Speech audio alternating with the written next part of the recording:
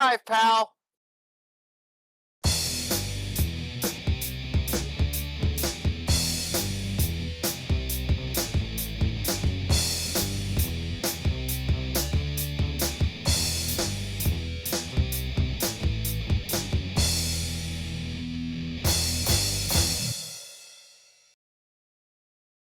All right, everybody, welcome to another stellar edition of Moonhawk Studios Presents.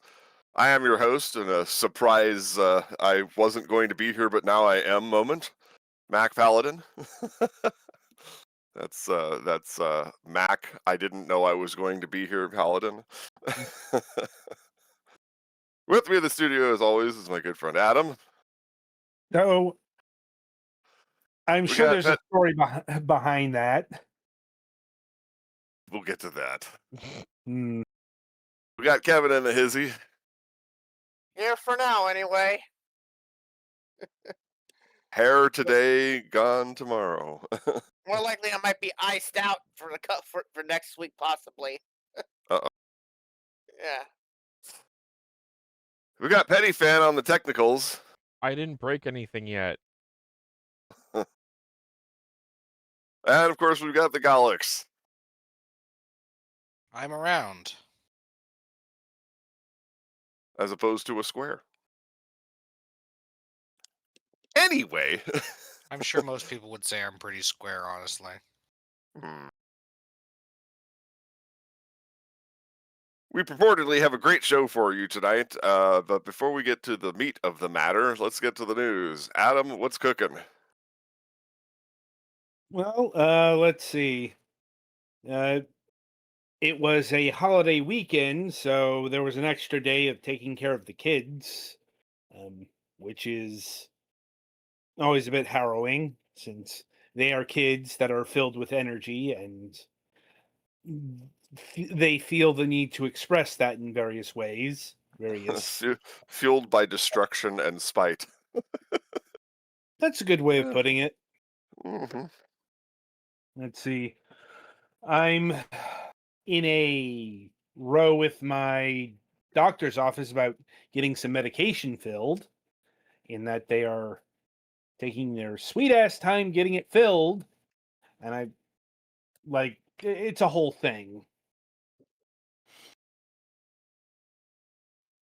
And I called their office yesterday, and I'm going to have to do that again tomorrow. And the next step next week is to go down there. So Hmm. fun times. Oh wait, no, the Right. opposite. Tediousness. Well, usually when people say fun times, it's like when you say with all due respect, because anything that comes after that is anything but respectful. So, Yeah. Anyway, that's been my week.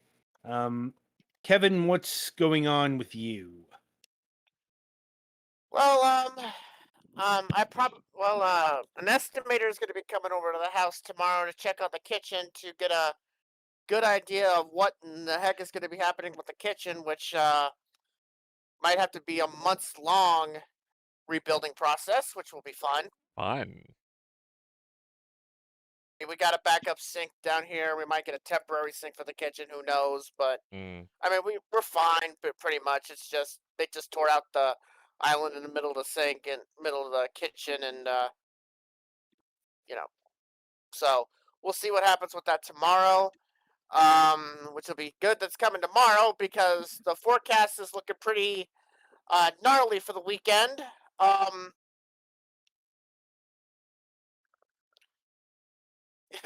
Hopefully we don't get the ice that's looking like it's forecasted at the moment. Because if it get enough ice, then well, we might be out of power for a good extended period of time, and I might not see y'all next week. So Are you in an area you have to worry about exploding trees or? no, it's ice. Okay, just It's gonna be an ice. ice.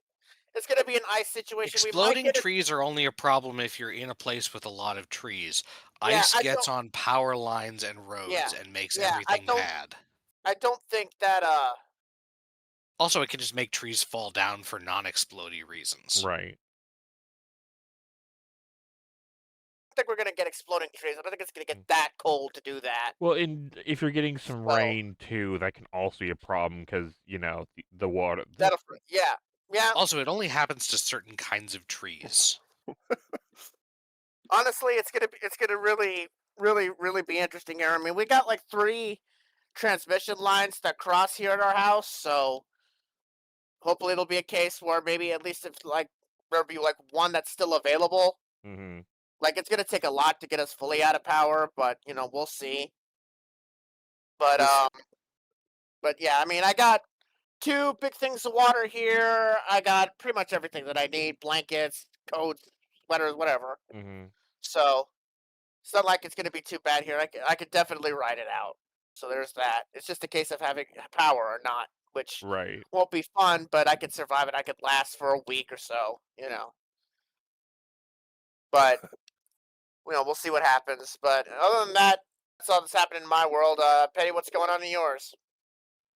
Oh, boy. I finally helped the parents get the stuff put in for the HELOC loan so they can hopefully pay off the stuff for the roof and the bathroom renovations we want to do. They have not made a payment on the roof since it was put in October, so this is bad. One of those magical no interest for a full year type. No, they keep sending us letters and they keep trying to call me. So they want And their you're like- money. They want their money, but I have no money to get them. And that's when you start speaking Elvish to them, Yeah. right? No, I just let it go to voicemail. Hmm. But yeah, it's one of those things where the only thing we have to do now is come up with like $500 for them to do the appraisal of the house. So hopefully that goes well and quick, and they get the money quickly so they can just send that to the lenders for the roof, and I don't keep getting calls from them.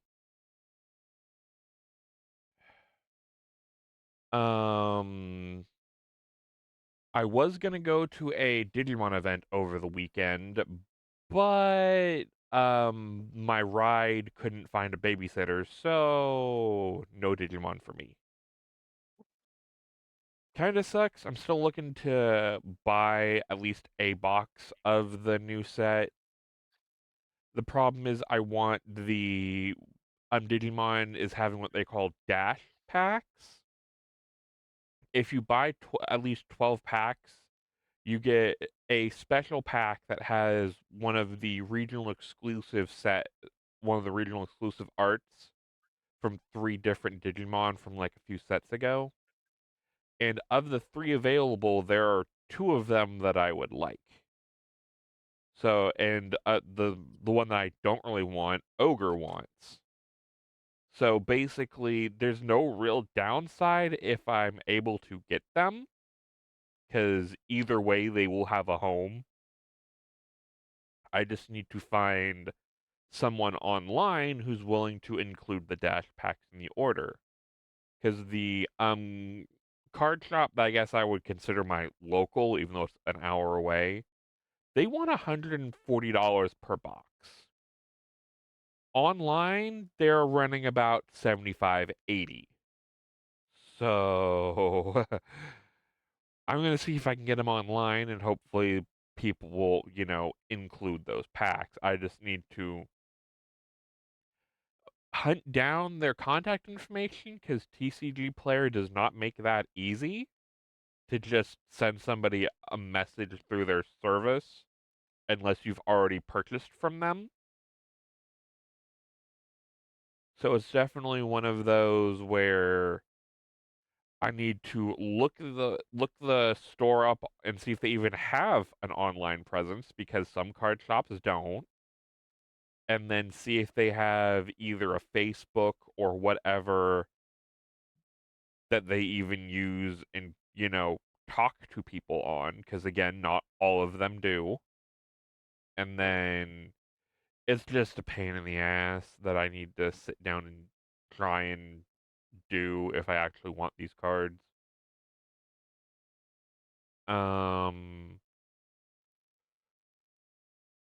Trying to think of what else. Digimon has been going. Time Stranger's playthrough has been going well. Surprise stream on Friday because I learned like 0 hour I wasn't going to be able to go to the event the day after, so I figured, why not? Let's play some Digimons. Hey, I showed up for that. I don't know if you guys noticed. I thought I mentioned. We saw you in the chat. Yeah, I thought I called you out, but I don't know if I actually saw you when you were there because I think I was Yeah. in the middle of a boss fight. Well, I was commentating while you were in the cutscene, but But yeah, I was regardless. I was probably locked in, so I probably didn't even notice you were there. That is one of my issues when it comes to streaming, which I need to get better about. But at the same time, when you lock in, you lock in. it's one of the hardest things as a streamer Mhm. to preach to an audience of 0 or 1. Yeah. Because if you do that long enough, eventually people will finally start responding. Yes. They'll start if you do that consistently and just keep talking, Mhm. which Ogre has been helping you immensely with. I've noticed when he's Yeah. there. So, Well, and part of but that, as a long lot of as that, long as you I keep was bantering, yeah, as a lot of it is I grew up in a house where when I'm playing games, they didn't want me to, basically talk to myself. So it's hard to break that habit, especially right, alone. right. No, I get it. Took me a while myself. Mhm. But yeah, that's been going. I think we are, judging by Steam achievements, we are roughly halfway point, but I don't know if they have included the DLC as achievements on the Steam version yet.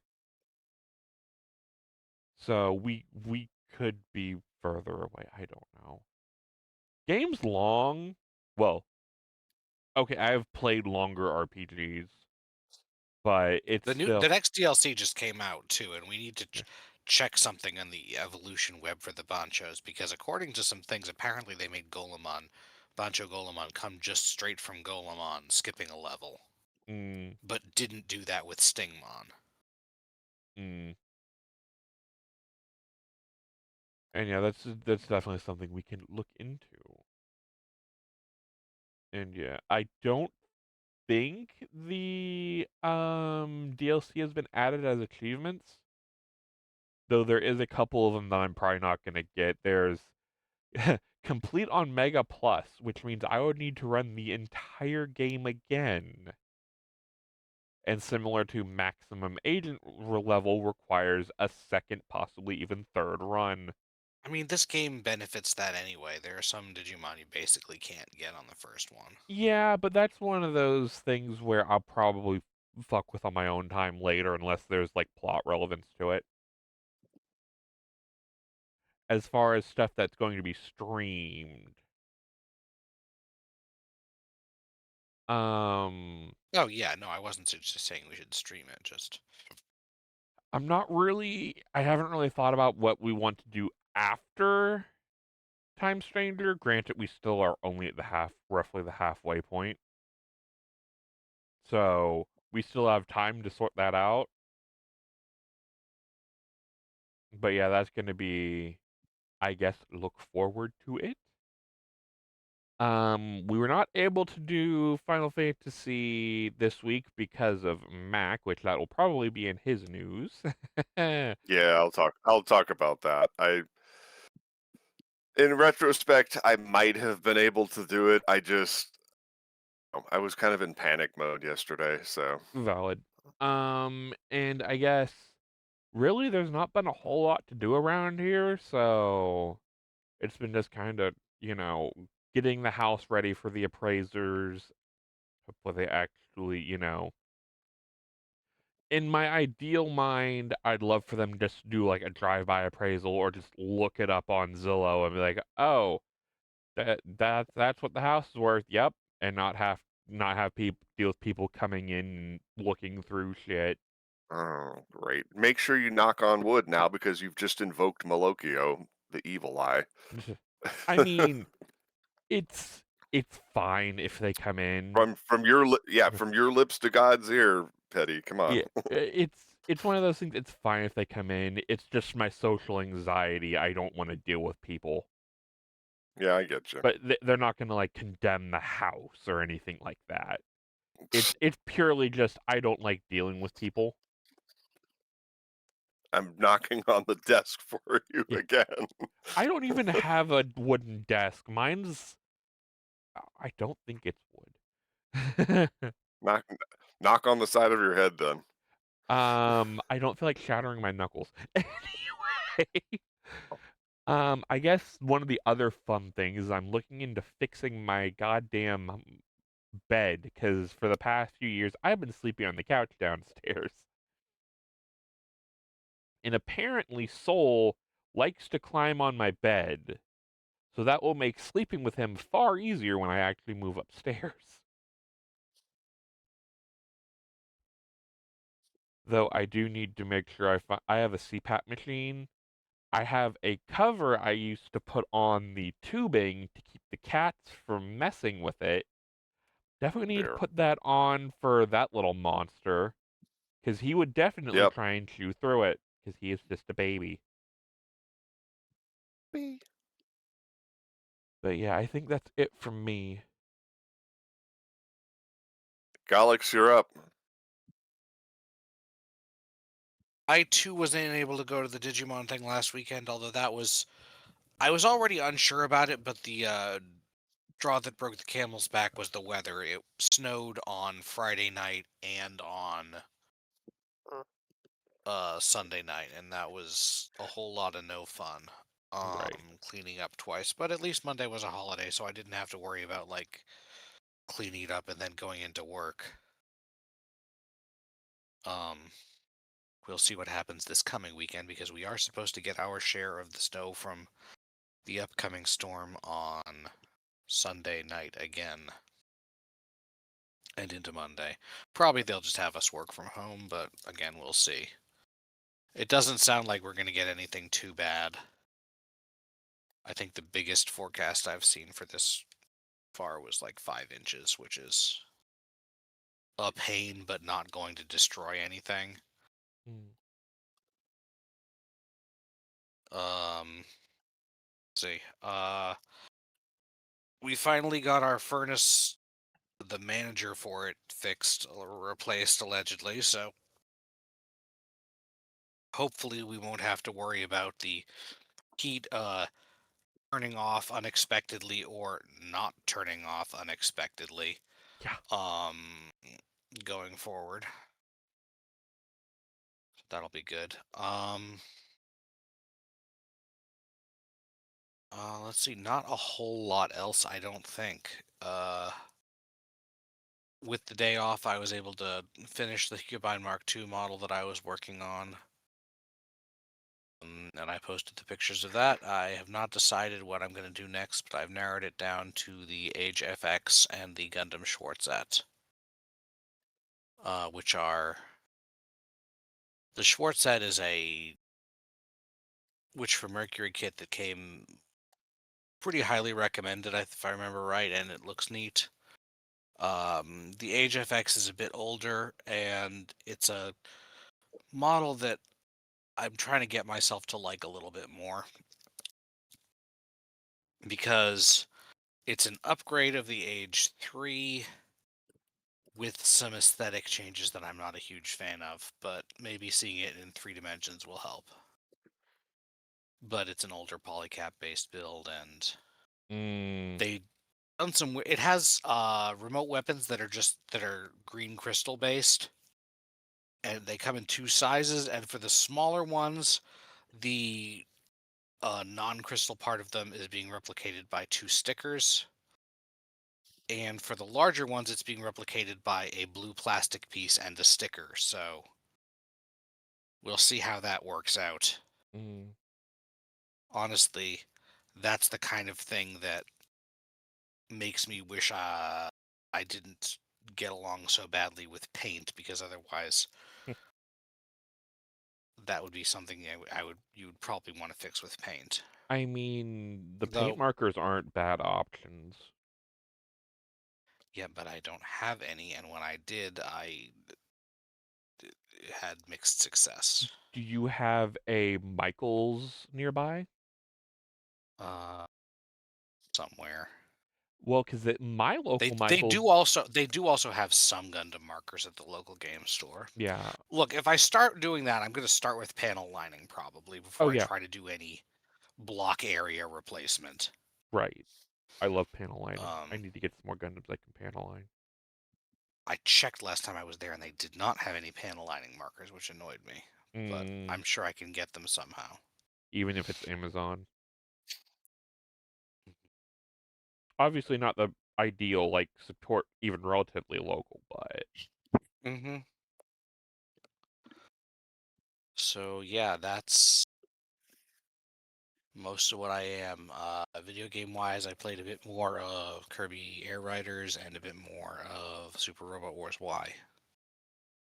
And I think that's about it.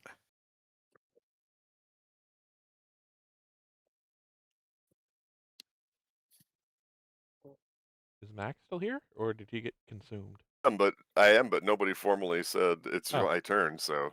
Oh, it's your I turn, said Max. that's about it. Oh, okay. All right. Well, stuff and things. As you all know, I joke about my project that has become my life's work now, going up in smoke.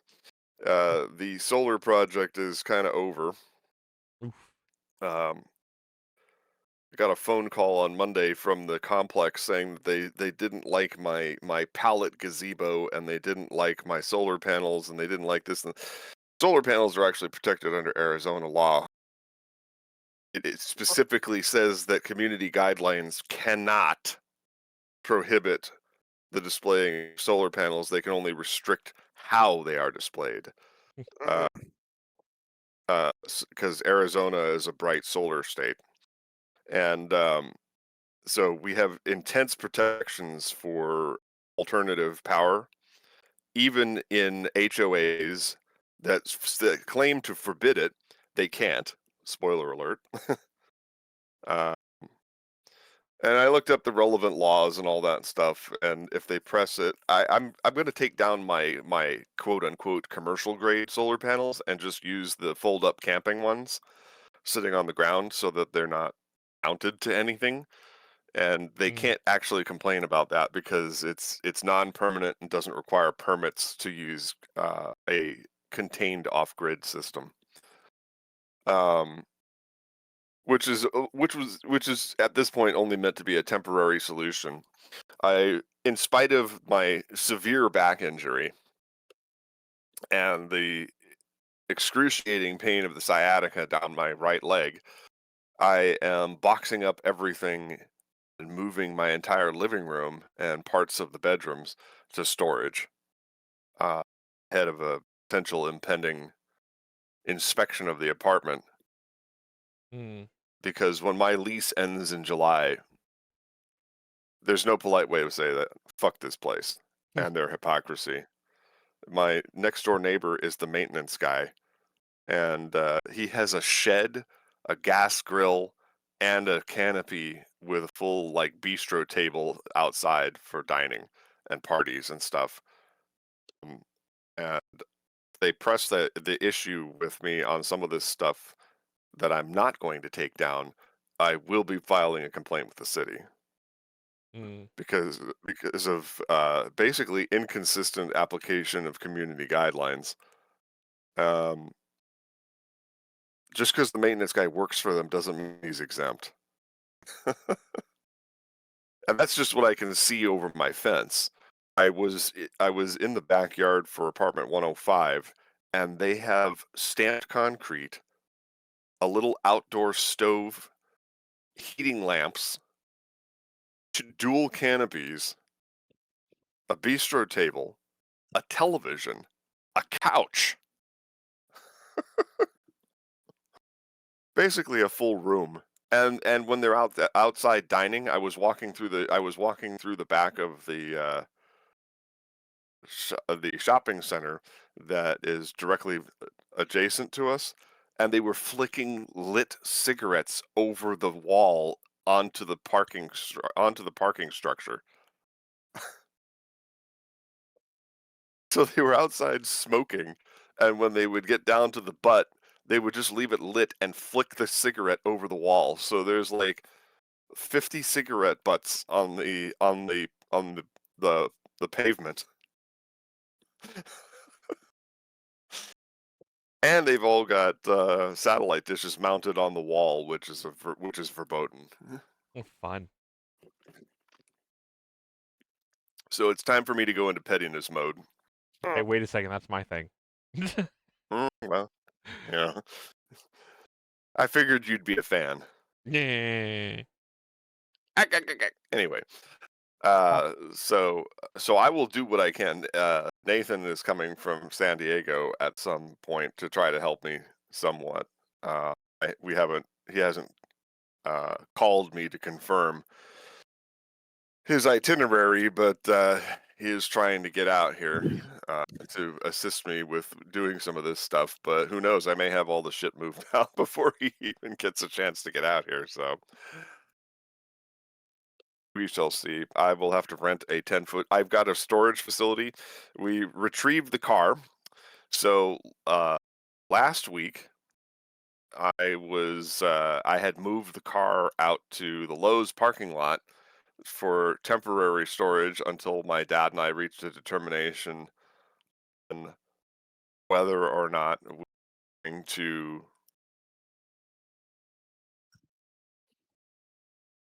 pool our resources to buy out the remainder of the lease on the car and then basically sell it for salvage, to try to salvage whatever we can out of it.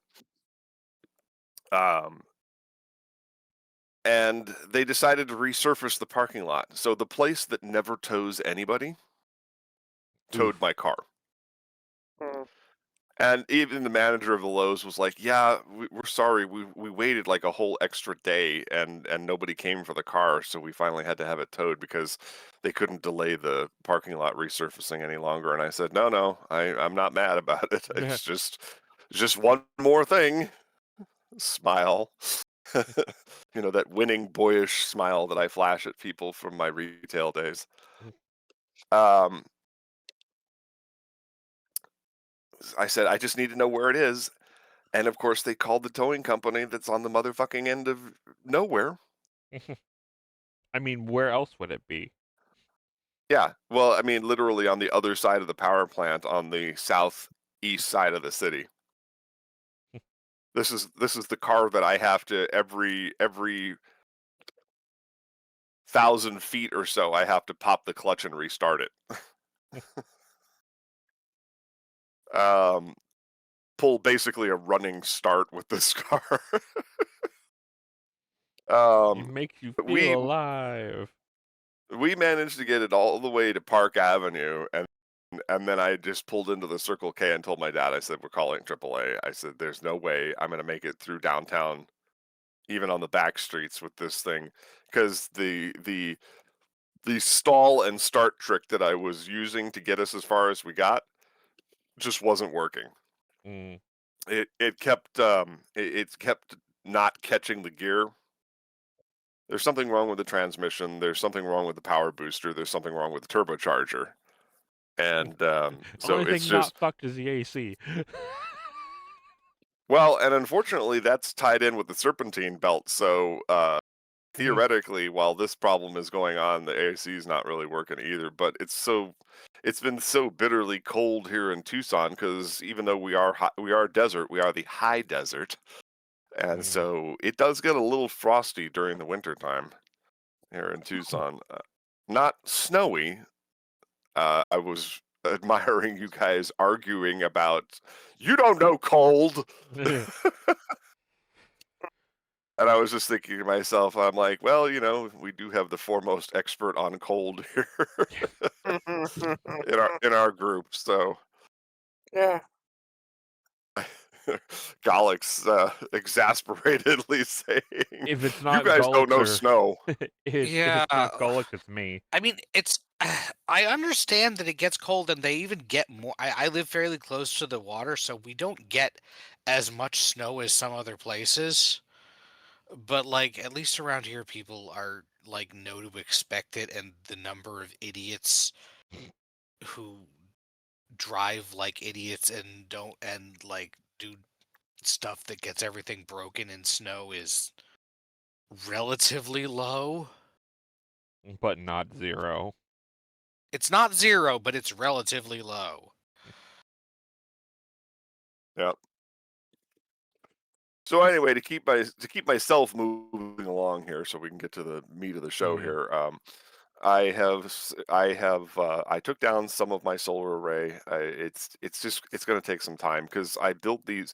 I actually built these pretty cool. I'll take a photograph of it before I tear it down because it was a pretty monumental effort that I'm upset about. And of course, the generator that almost killed me has to go to storage now. Um, but yeah, I built these trellises as like shade for and mounted the solar panels on top of them, and I thought I was doing pretty slick, but apparently that finally drew the attention of the enemy. You hear the Metal Gear go off as soon as I mounted them on the pallets. Pretty sure that my bitch ass upstairs neighbor narked me out or something. Uh, Called management to come look on the out over the balcony into my yard because uh, again, our maintenance guy Hector basically was like, "Well, they don't look back here.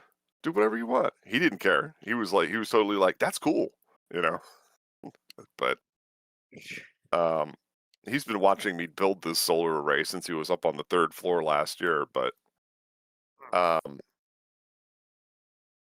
but yeah, they called me on Monday, like about an hour after I spoke to Hector. And they said, you can't have barbecue grills. And I said, honey, I've had it back there for 6 years, and the city ordinance is that I can have an LPG grill as long as it's 10 feet away from the building, which it is. And I confirmed that with Mari when I moved into this apartment, and she says, "Oh, community guidelines." You know, so I'm like, oh, okay, so you're a spineless piece of shit, and your owner is a slumlord. I got it. Don't protect the residents, even though it's a floor-to-ceiling roach motel. Ah, love this place. So yeah, so that's what I've been dealing with, you know.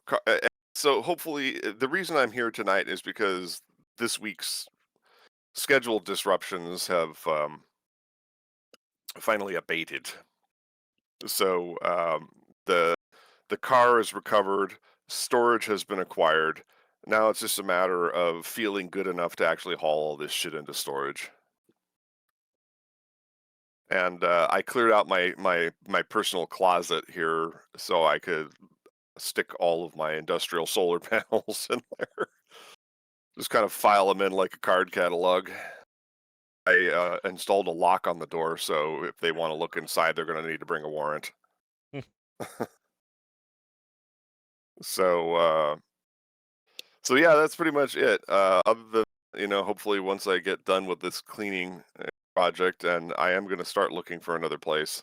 Like long before my lease is up, I'm probably going to have a second piece of property, and I'll just have to work myself to death in order to afford the final month's rent on this place and Mm-hmm. a second place at the same time. All right. Oh shit! I accidentally closed my phone here. Without too much further ado, let's get to the meat of the matter here. We've got a great guest tonight. We have Empire Wreckers on the program. Welcome to the show. Hello, glad to be here. Yeah, sorry it took a little while. We had a lot to cover this week. No problem. Tell us a little bit about yourself, your channel, everything that you're doing that is relevant.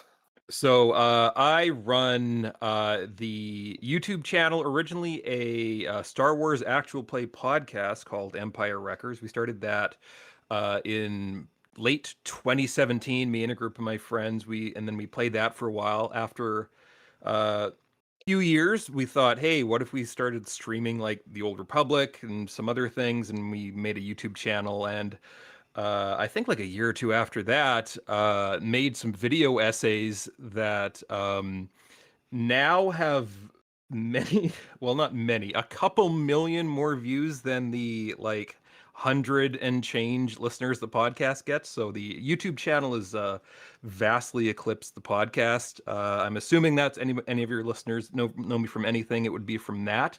But even though the podcast is a Star Wars actual play podcast still running, the video essays focus on Star Wars as well, but I also talk about other stuff that interests me. I've got some Transformers videos, some stuff about comic book movies, directors that I find interesting, anything that I guess I think I have something interesting to say, and it sounds like other people think that it's interesting too. All right, that's a good place to start with. Well, let's get right to it. Adam, what have you got? Well, I think the first thing I have to ask, in terms of given the fact that you are covering Star Wars on the internet, is how spicy did the comments get? I don't know. I do not read the comments. Very intelligent move, sir. Yeah, like if I upload a video, I check usually the first couple of days, the first week, to see if make sure I haven't made any huge mistakes. Somebody any screaming at you, interesting insert comments, whoever. yeah, any like Content really here. interesting comments, usually my wife or somebody else will let me know. But no, my solution is just don't look. And that is the smart decision. Smart. You won. Very, very smart. Congratulations, good sir. You have won the Yes. internet. Now that is wise, because I've had this discussion several times before, is that nobody hates Star Wars or Star Trek as much as its fans. Yeah, that's definitely true. Star Wars fans hate Star Wars. That is universal.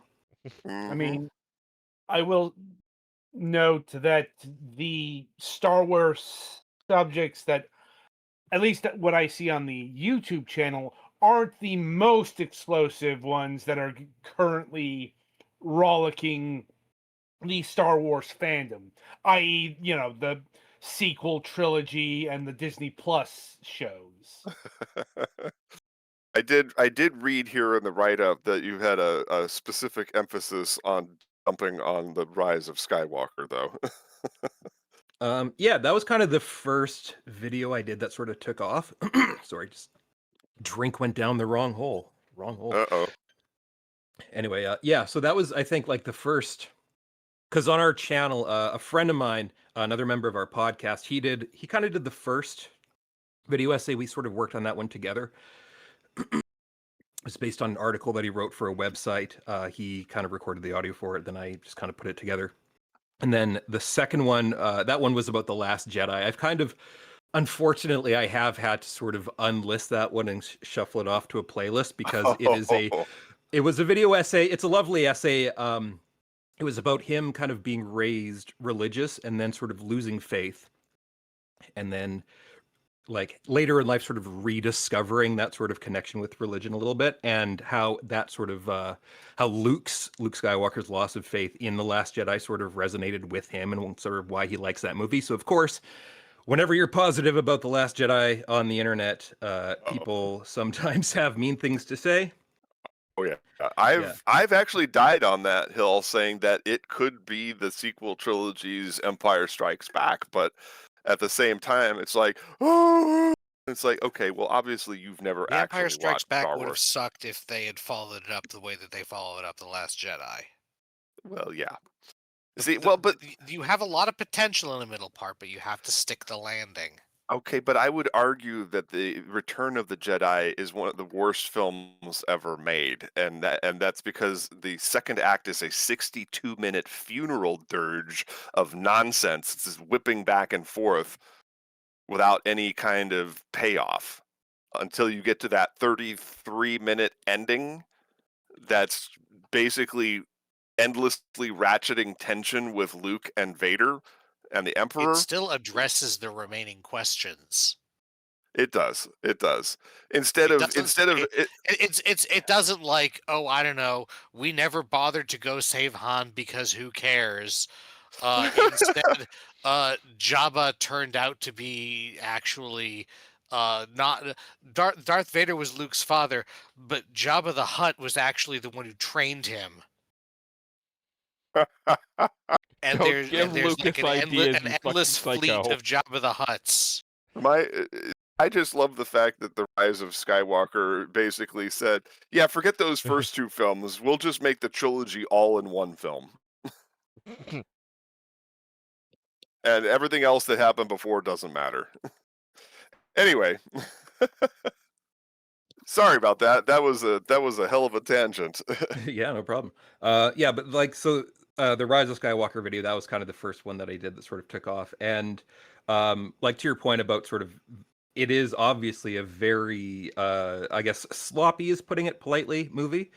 And just sort of digging into that and figuring out sort of why it was like that is kind of interesting. And it's very easy to jump on the sort of, this movie is bad. It's very easy to dunk on this movie. It's like, they fly now, somehow Palpatine returned, Fortnite, all that stuff. But I think because I work in the film Jam the industry. speeder. I work in visual effects. I've kind of been in the industry since 2014. So I kind of have an idea of how the sausage is made. I've been in calls Okay. with directors, and like, I think something that may have helped that video sort of set itself apart was that I was looking at it from the perspective of not just like mercilessly dunking, but actually trying to look at like what were they trying to do? What couldn't they do? What did they fail to do?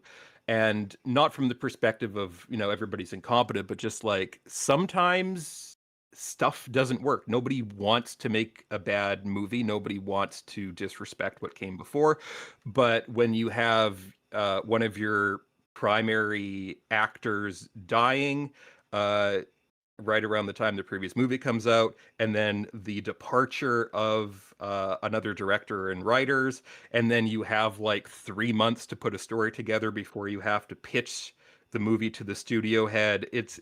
There's a lot of really unfortunate things that like led to that movie being the way that it is, that go beyond just sort of the obvious thing when you're seeing it. Because the thing I sort of end that video saying is that like these movies, it takes 2 hours to watch, but it took years to make, and every decision, day after day, week after week, month after month, people are thinking about these things.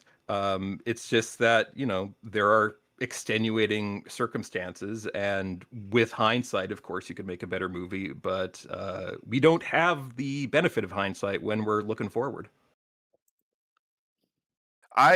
Anytime I make a treatise on Rise of Skywalker, I chalk it up to J.J. Abrams syndrome, because so there's a few things that happen that are inexcusable, that are directly a result of his pathology, which is you go back to Fringe and Lost, and you see that he starts out strong, does some incredible world building. Then around the middle, he starts to diddle around with the formula, argues with his writers, and then ultimately abandons the project to let them try to finish up with all the loose ends. He did the same thing with Star Trek. He started strong with the first film, tried to turn the second film over to Alex Kurtzman, had a dispute with Alex Kurtzman, and then ended up directing the film himself. And then the third film, he had almost no involvement in whatsoever.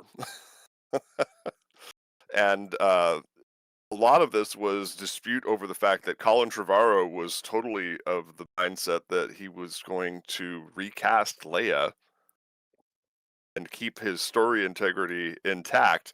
And I hadn't heard that. J.J. Abrams said, "Oh, we can't do that."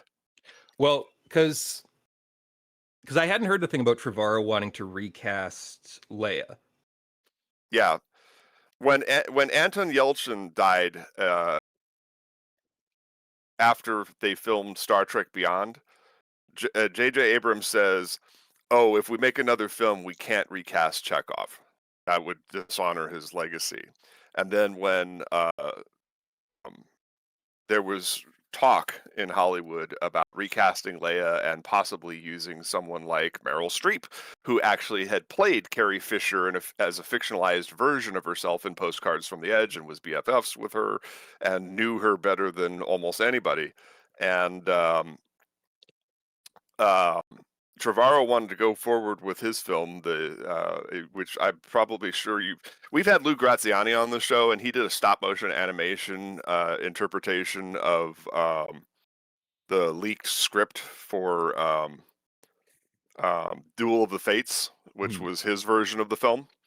And it's pretty amazing, even though watching stop motion animation with cardboard buildings and Lego starships is kind of funny. But it's a pretty amazing alternative film, and it would have been a much better ending, I think. And it leaned heavily that's into the what they thing did with about, like, Last Jedi. there's definitely issues with Trevorrow's script. I think it was like a first draft or something, and yeah, it definitely could have been developed into something interesting. I'm just kind of looking on the side because that's interesting. If Trevorrow actually did say that they were going to recast, but but it doesn't seem like there's anywhere where he's actually mentioned that, or at least. Well, he was standing by the what was going to happen to Leia. So he basically it's a declaration by proxy. Um, in order to do that, he would have had to recast. He would not have been able to use found footage. Yeah, because what I see him saying is like, this is kind of the quote that keeps coming up. She was a major character. That's not a secret. She really was, and it was extremely sad for all of us, most because she was so loved by the Star Wars family and everyone that worked with her. I feel like our options are limited, mostly by ourselves, and that there's only certain things that we are willing to do. But I can guarantee it will be handled with love and respect and all the soul that Carrie Fisher deserves. That's kind of the quote that keeps coming up, at least in a cursory search. Right. If you parse the language, though, he's basically criticizing J.J. Abrams for being a moral coward because the show must go on. I mean, he's not mentioning Abrams anywhere in there at all, because that was from like immediately after she died. That was like way before Abrams was brought on.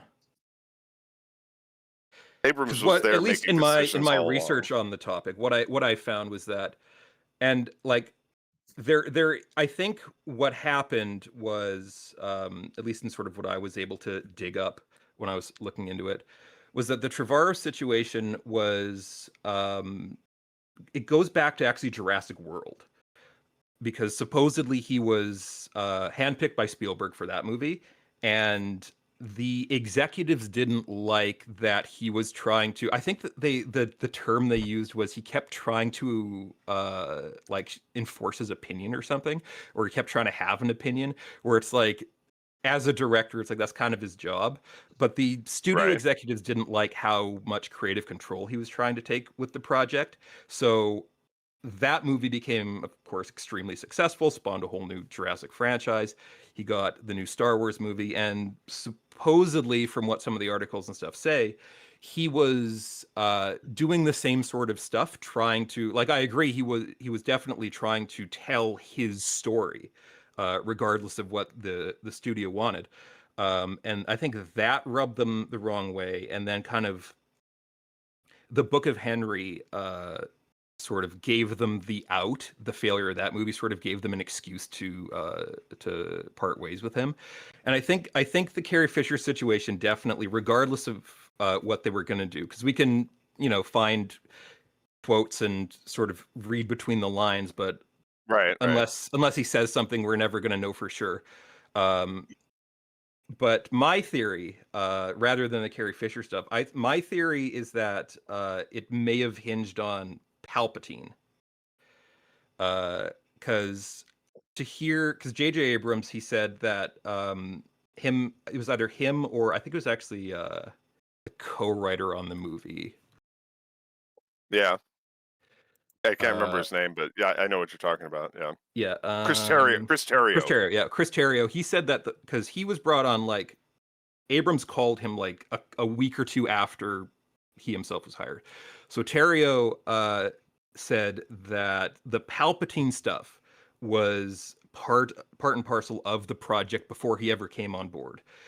So Right. unless Lucas gave Lucas gave story treatments for a sequel trilogy. He hastily whipped up this the Wills of the Force trilogy. When he sold the franchise to Disney, he gave him this treatment for a new trilogy involving basically new Jedi teens and all this stuff, and Palpatine was going to be the big bad. And no, that's again. I don't want to say no, definitely not, but at least in what I've found, that's it was Darth Maul that was going to be the villain. Palpatine. I don't think Palpatine was ever a thing. I think it sounds from what Chris no, Terrio said. that's why J.J. Abrams consulted with, and it has a consulting credit for George Lucas. The Palpatine stuff was part of George Lucas's original plan for that trilogy. It's I not like mean, the Emperor coming back as a clone if there's is somewhere where it new. says that, but like I have on my desk a book, the Taschen Archives book, where George Lucas says in an interview, since the sequels came out, that Darth Maul was going to be the villain. Well, either way, it's not as if the Emperor coming back as a clone or something is untrodden ground. I mean, It's just that's you gotta also do it. kind of You just gotta do it in a way that doesn't completely suck. like the sort of George Lucas perspective is I think it was back in 2005, so clearly he could have changed his mind in the decades since then. But back in like 2005, he was like, Luke doesn't get married, the Emperor doesn't come back, there is no episode 7. Obviously, he changed his mind about one of those things. He could have changed his mind about the others. But the Palpatine thing, because if you read Trevorrow's script, Palpatine is in there as a hologram. Chris Terrio says that the Palpatine thing predated him on the project. Kathleen Kennedy was kind of in a lot of the discussion around the time the movie came out. She was kind of the one who was like saying how important Palpatine was to the story. How is this family story about like the Skywalkers and the Palpatines? So if like reading between the lines, which we can never know for sure, my read is that was kind of her hill to die on, is like, we have to bring back Palpatine. Chris Terrio or Colin Trevorrow may have put in this token appearance of a Palpatine hologram, whereas Abrams and Terrio may have been more willing to actually figure out a way to bring him back in the flesh, because I think Abrams is just that kind of storyteller. And that's something that he and Rian Johnson sort of have in common, is that they see Star Wars as like movies, not like it's not like Narnia where you can like go into it. They just see it as movies. So I think they take it a little less seriously, and they're more willing to sort of like a lot of the stuff like Rian Johnson did that in The Last Jedi that rubbed people the wrong way. If you kind of look at it from the angle of like him modifying, say, like a campfire story or something, or like not treating it as a real world and just sort of treating it as a movie, that makes sense. Abrams did sort of the same thing. There's even a moment in the director commentary for The Force Awakens where he says, the moment where Rey finds the lightsaber, he straight up says, and then she goes down there and she finds something that of course has no meaning to her but is meaningful to the audience. So that's kind of how he makes movies, is like the internal world of the character, for better or worse, I think sometimes worse, is less important than the immediate audience response to what's going on, the immediate sort of emotional response, which is why you get so much of that fan service, because he's not thinking like, is this going to hold up 20, 25 years down the line? He's thinking, is this going to make somebody feel something when they're sitting in that dark theater the first time they see it, which is a way to make a movie. Not always the best way to make a movie, but it is a way to make a movie.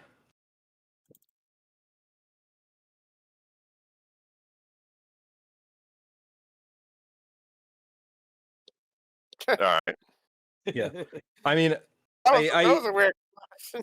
yeah, I'm not going to Quiet. say J.J. Abrams is like the best filmmaker in the world or anything, but like, I do like to kind of go to bat for the creative process, even if it's a little janky sometimes. even if it's not everyone's cup of tea.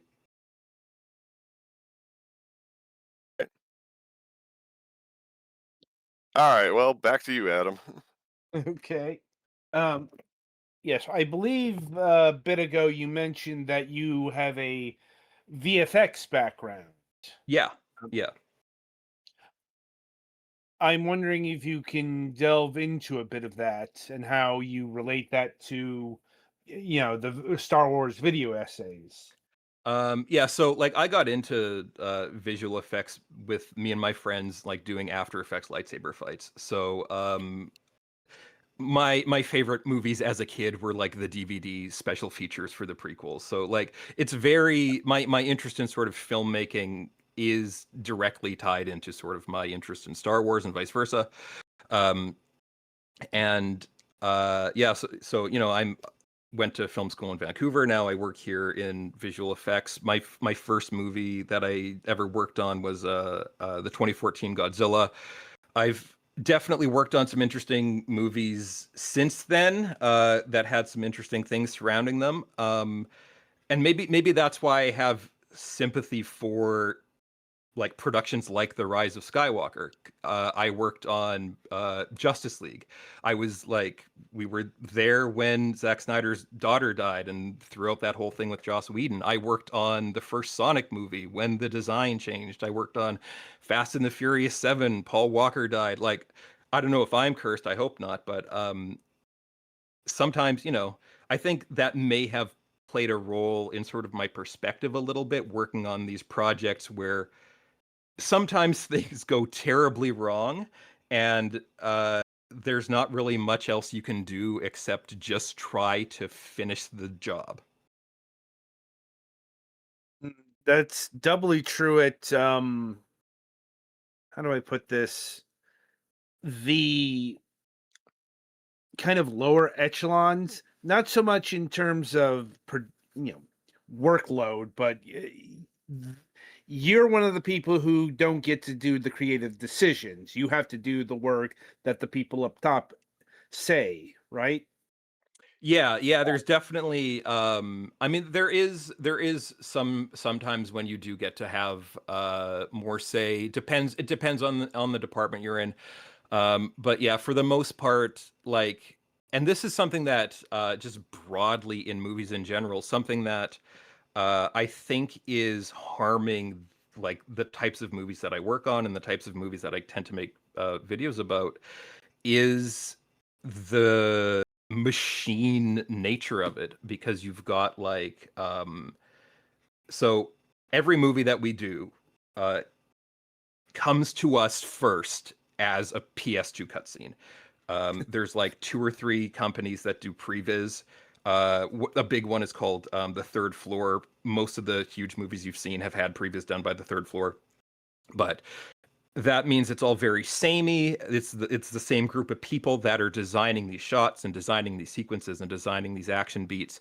And a lot of the times, like the directors even don't even have a lot of say in what goes on. There was kind of notoriously one of the potential directors they had in line for the Black Widow movie. Kevin Feige tried to sort of assuage her trepidation by saying, "Oh, don't worry, we'll have all of the action scenes done for you." And she was like, "No, I want to do those myself."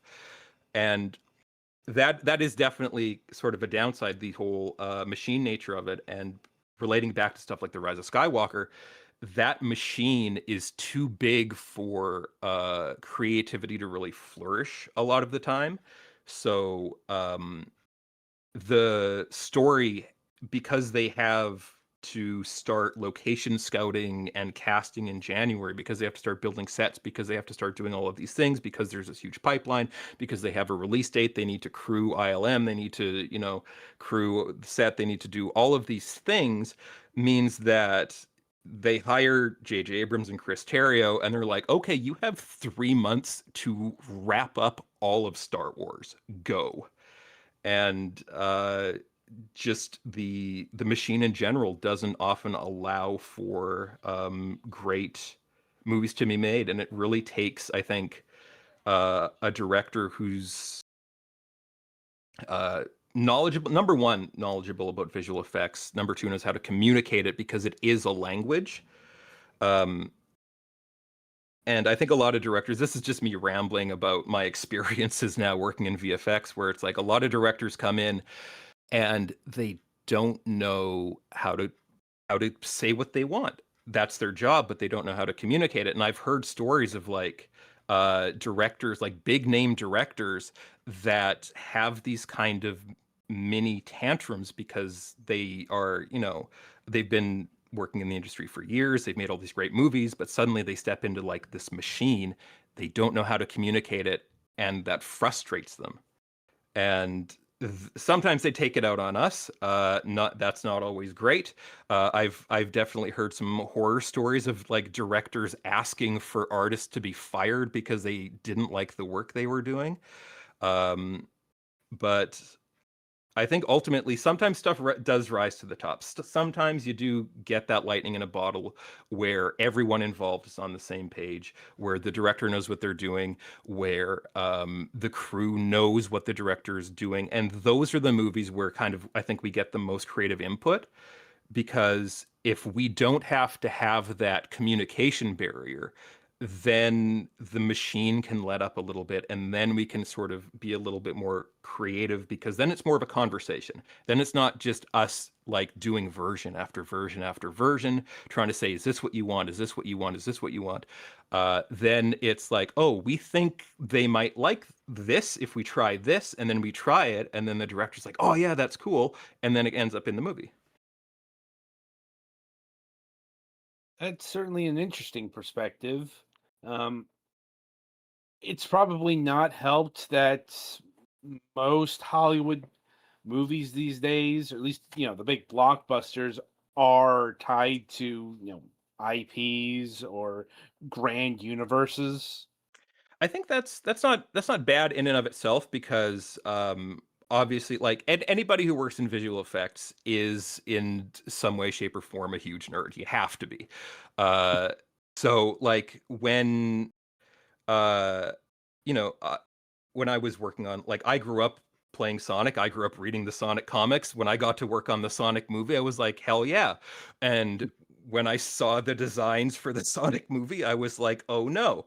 And then when I found out that they were hiring Tyson Hess, who has done some work officially for Sonic, but like is a Sonic fan, started out like his first Sonic work was like Yes, a it's parody hilarious comic. that the Nipples the Enchilada Yeah, guy is Nipples the one Enchilada of guy. the major Sonic creative workers Like, now. yeah, like being on that movie and seeing the stuff that Tyson Hess was sending of like anatomical sketches of like how Sonic's eyes work, where it's like Sonic doesn't have eyeballs. Sonic has like the backs of his eyes are round, but the front of his eyes are flat. Like that kind of stuff is like, okay, I understand, like, as a Sonic fan, like, oh yeah, finally this guy understands Sonic. He's gonna help us make a good movie. And when the crew is jazzed about it, when you're working on something that you think is really cool, and the people who are above the line, the people who are making those creative decisions, are also on sort of, if not your level, at least like invested in not screwing it up and have like a legitimate interest, that's I think when the long hours and the nights where you don't get home till 7 in the morning and that kind of thing, that's when you push through that, because it's like everybody knows that they're doing something that is going to be, number one, really good, and number two, is something that they have that emotional investment in. Indeed, I have mixed feelings about fandom working on projects, if only Oh yeah, I don't because think a fan should be like in charge. Like putting a fan in charge of something is sort of it's a double-edged sword, because you do get that enthusiasm. You do get oftentimes like the knowledge and the sort of uh like, I think Kevin Feige is a sort of great lightning in a bottle situation, because he was a comic book fan. He grew up reading comics. He was hired. He was an assistant to Laura Schuler Donner, and he was brought on to the first X-Men movie as an associate producer because he was the only guy in that room who knew anything about the X-Men, who knew anything about comics. And then he spent the next like 7 years of his life working exclusively on Marvel movies, seeing what worked, seeing what didn't, honing his skills as a producer, rising through the ranks. And then that first, definitely that first batch of Marvel movies, you can definitely argue about what they've been doing recently, but like at least that first stuff, up to, Infinity War and Endgame stuff, like he knew exactly what to do. He knew what to keep. He knew what to change. He knew how to guide it, shape it. He knew how to let people play. He knew when to step in most of the time. And that is a very rare situation. But if you hire someone because they're a fan, and I've seen people talking on the internet like, oh, if I wrote episode 9, it would be this, or if I wrote, this movie, it would be this. And Having fans as consultants is good. well, Having one in charge is a good way to end up super over budget, and also uh, creative directions that exactly half of the fandom entirely hates. I think you need a balance. You need, I guess, for lack of a better term, you need a normal person, because fans can sometimes get really deep into the weeds. So the other you need to have someone who's practicality minded too. Yeah, so that's why Kevin Feige is such a great lightning in a bottle moment, because he cut his teeth, like he was making movies, rising through the ranks, learning the ropes as a producer, as an executive, but he was doing that specifically on Marvel movies. So he's like lab grown to make Marvel Studio stuff, but you go to other places, and the other sort of big fandom that I'm kind of interested in and make a lot of videos about is Transformers. And sometimes I kind of, browse the Transformers Reddits and stuff. And there are a lot of people. It's a very creative fandom, because it's toy based. Every fan is like thinking of their own stories, because it's they like, have what their own toys did I stories have in their as a head kid? because Yeah. I played like with this in my living room when I was a kid, and I wanted them to do this. Yeah, It also goes back to the very beginning of, hey, guys, we have 3 toy lines. We need to like sell as one thing and also make a cartoon about it. So go nuts. Yeah, and like looking at what fans are putting, like there are definitely some really impressive fan stuff that comes out. There's people making like stop motions. There's Yeah, I people was about doing to say, if fan you've art. seen some of the stop motion recorrections of some of the Transformers stuff, it's wild. Yeah, I admit to dabbling, not in stop motion, but kind of Transformers puppetry. I dabbled when I was younger in sort of these little Transformers fan films that I'm sure are very bad and live on a hard drive somewhere. But Especially if they see the light of day, your career is ruined. yeah, but a lot of the stuff I see out there, and I say this with like, I am that kind of guy. I see people being like, "This is my pitch for a Transformer show. This is my idea for a Transformer story," and what it ends up being is, because they're fans, there's no story, there's no plot, there's no thinking of it as a storyteller or a writer. It's just a list of characters fighting each other. And like, this guy fights this guy, and this guy fights this guy, and this guy fights this guy, and this guy shows up, and this guy shows up, and then this guy shows up. And Or it's like a higher budget that level of reenactment fandom, I of think, something is that's not already the been level done. of not the level of fandom you want to put in charge, because there's, at that point, they're just satisfying themselves. And I think that's like, you want somebody who is certainly involved but isn't overly concerned with being like, what is my personal little like secret desire for this, because like, I think that's something that is a sort of a flaw with the JJ Abrams stuff, is that he, I feel like, delves into like the Star Wars stuff with the thought of like, oh, I like to see XYZ, X-Wing, Y-Wing, Z-Wing, and that makes me feel something. I want to see No, it's Yoda. X-Wing, I wanna Y-Wing, see... Z95. Yeah. And that sort of self-satisfaction, because if you look through the art book that they published for The Force Awakens, there is a lot of, when they were doing the Lucas stuff originally, they kind of used Lucas's treatment for episode 7 as sort of their starting point before they had a director hired. But then, as soon, you can tell because everything's dated, as soon as J.J. Abrams is done with Star Trek Into Darkness in 2012, suddenly the Empire's back. There's a new Yoda character. There's, all of this stuff from the original trilogy, X-Wings, Rebellion, everything that was like, oh, it would be really cool if I could make that, starts popping up. And love or hate the prequels, George Lucas, I don't think he ever felt that, because he did make the X-Wings and the Y-Wings and like all that stuff. He has done that. And beyond Abrams, beyond Star Wars, to the sort of wider genre landscape, a lot of, I don't know if I don't think it's just attributable to the previs all coming from the same place, but there is a lot of things, like if you look at like superhero movies, that you tend to see a lot of the same beats and the same effects and the same sort of look for things, because I think what they're doing is they're hiring these directors who don't have a lot of experience but have a lot of enthusiasm, and they see like the things that they can do, and they're like, oh, I really like this thing, I want to do that thing, or I want to put my stamp on this moment, or I want to like try and replicate that, because that's like anybody who's creative, anybody who's a storyteller, a filmmaker, an artist, whatever, is inspired by something, like something they read, something they watched, a game that they played, inspired them to continue that tradition. And like, imitation is the sincerest form of flattery, but you can't get so fandom brained that imitation is all you're doing. Mm-hmm. And I think that's definitely kind of a problem here and there. And then of course you can go the other way, with Michael Bay gives no shits about Transformers, does not care about any of the lore that came before, is appropriately disdainful of it as a toy franchise for children that just exists to sell plastic crap to people.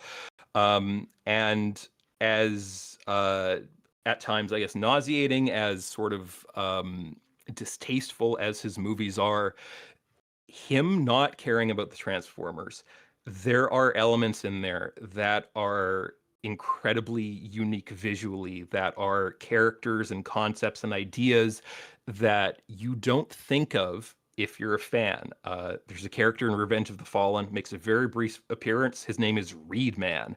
He is made of ball bearings that pop open into these little insects that combine into a robot made of knives that, depending on the angle, if you look at him just right, he is so thin, he just disappears. And it's an amazing visual sequence with a really, really cool looking character that would never exist if somebody like, who's the guy that made Bumblebee? Josh Knight, Stephen Knight, that guy. If that guy was put in charge from the beginning, as much as people love that opening sequence from that movie on Cybertron with the G1 designs, I would throw that away in a second for more guys like Reed Man, more creativity. So I think, like, again, it's that balance, being willing to push things, being willing to try new things, while having the enthusiasm, while having the respect, and not putting in jokes about the age of consent in your movie. That's a big one. Don't do that. Yeah. That's not going to help. Could also do with If you spend more racism. time justifying why it's legally okay for these two characters to have a relationship than you do explaining certain important parts of the backstory, you may have a problem. Because you can't get away, like, you can get away, and I think that's the magic trick. You can get away with changing whatever you want as long as it's really, really, really good. Like, people hated, before The Dark Knight came out, people hated Heath Ledger as the Joker. Then they saw the performance, and then they're like, okay, that's great. you can change whatever you want as long as it's good. You need that marriage of skill and enthusiasm and just doing whatever you want. And it's a really tough needle to thread. A lot of movies don't do that. A lot of movies are made by people who are doing it for the paycheck or as a favor. I've definitely worked on a lot of those kinds of movies where the director is kind of checked out. I worked on a movie where the director just wasn't working on the movie for the last 4 or 5 months of the project. So yeah, sometimes you get stuff like that, but sometimes you do get something really, really good.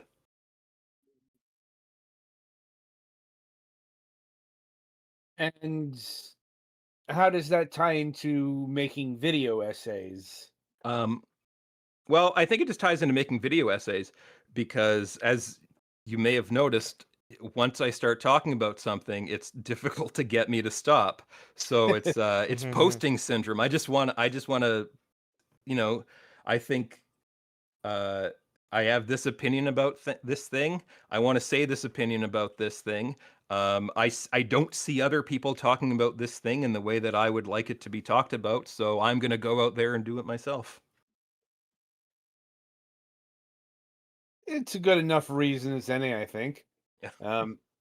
Especially if it's something you want to express. Anyway, uh, you've also done some videos on Superman. Yeah. Yeah, I did Um, one. One was about sort of the sort of Zack Snyder Superman DC trilogy, I guess. One was looking at the very first image they put out about them, trying to see if I could sort of extract anything about the movie from that image, and comparing that against how the other previous Superman movies looked at the character, and the latest one was about the new Superman movie from James Gunn, and sort of what I thought it was saying about the character.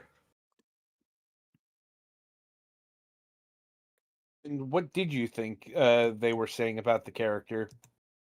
So that one, just sort of a truncated version, is that something I noticed when I was doing my middle Superman one about the poster image is that every time Superman reboots, I've noticed they kind of every filmmaker focuses on sort of a different aspect of the character.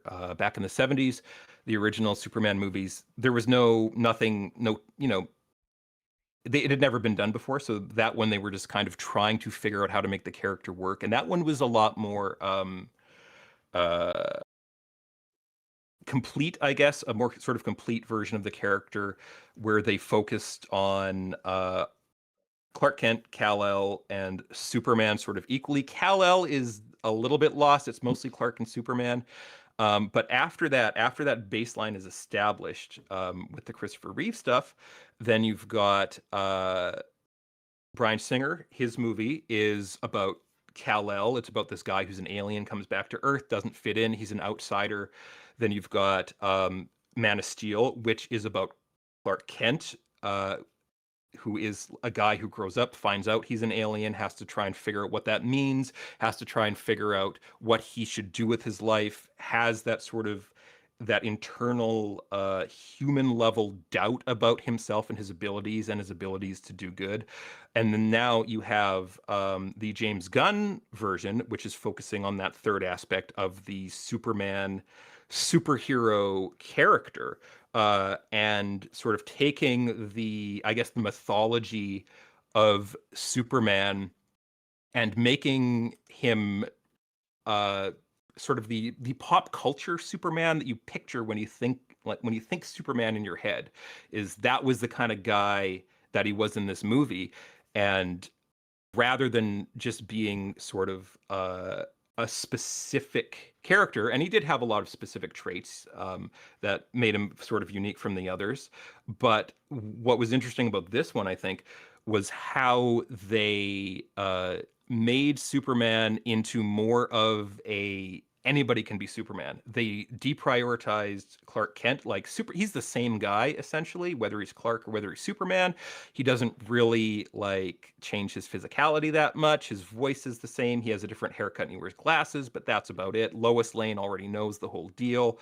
So the Clark Kent thing is not a huge part of the character. The Kal-El thing is also sort of it comes up definitely with the thing with his parents, but the idea of Superman as something that anyone can be and anyone can aspire to be is a bigger part of the new movie, where at the end you have the people in Baravia and Jaranpur chanting Superman, Superman, Superman, all in this group. And I think the message there, or the intent there, or at least what I got out of it, was that it's not that they're, chanting Superman, come save us. It's that all together, if enough people get together, we can all be Superman. Superman can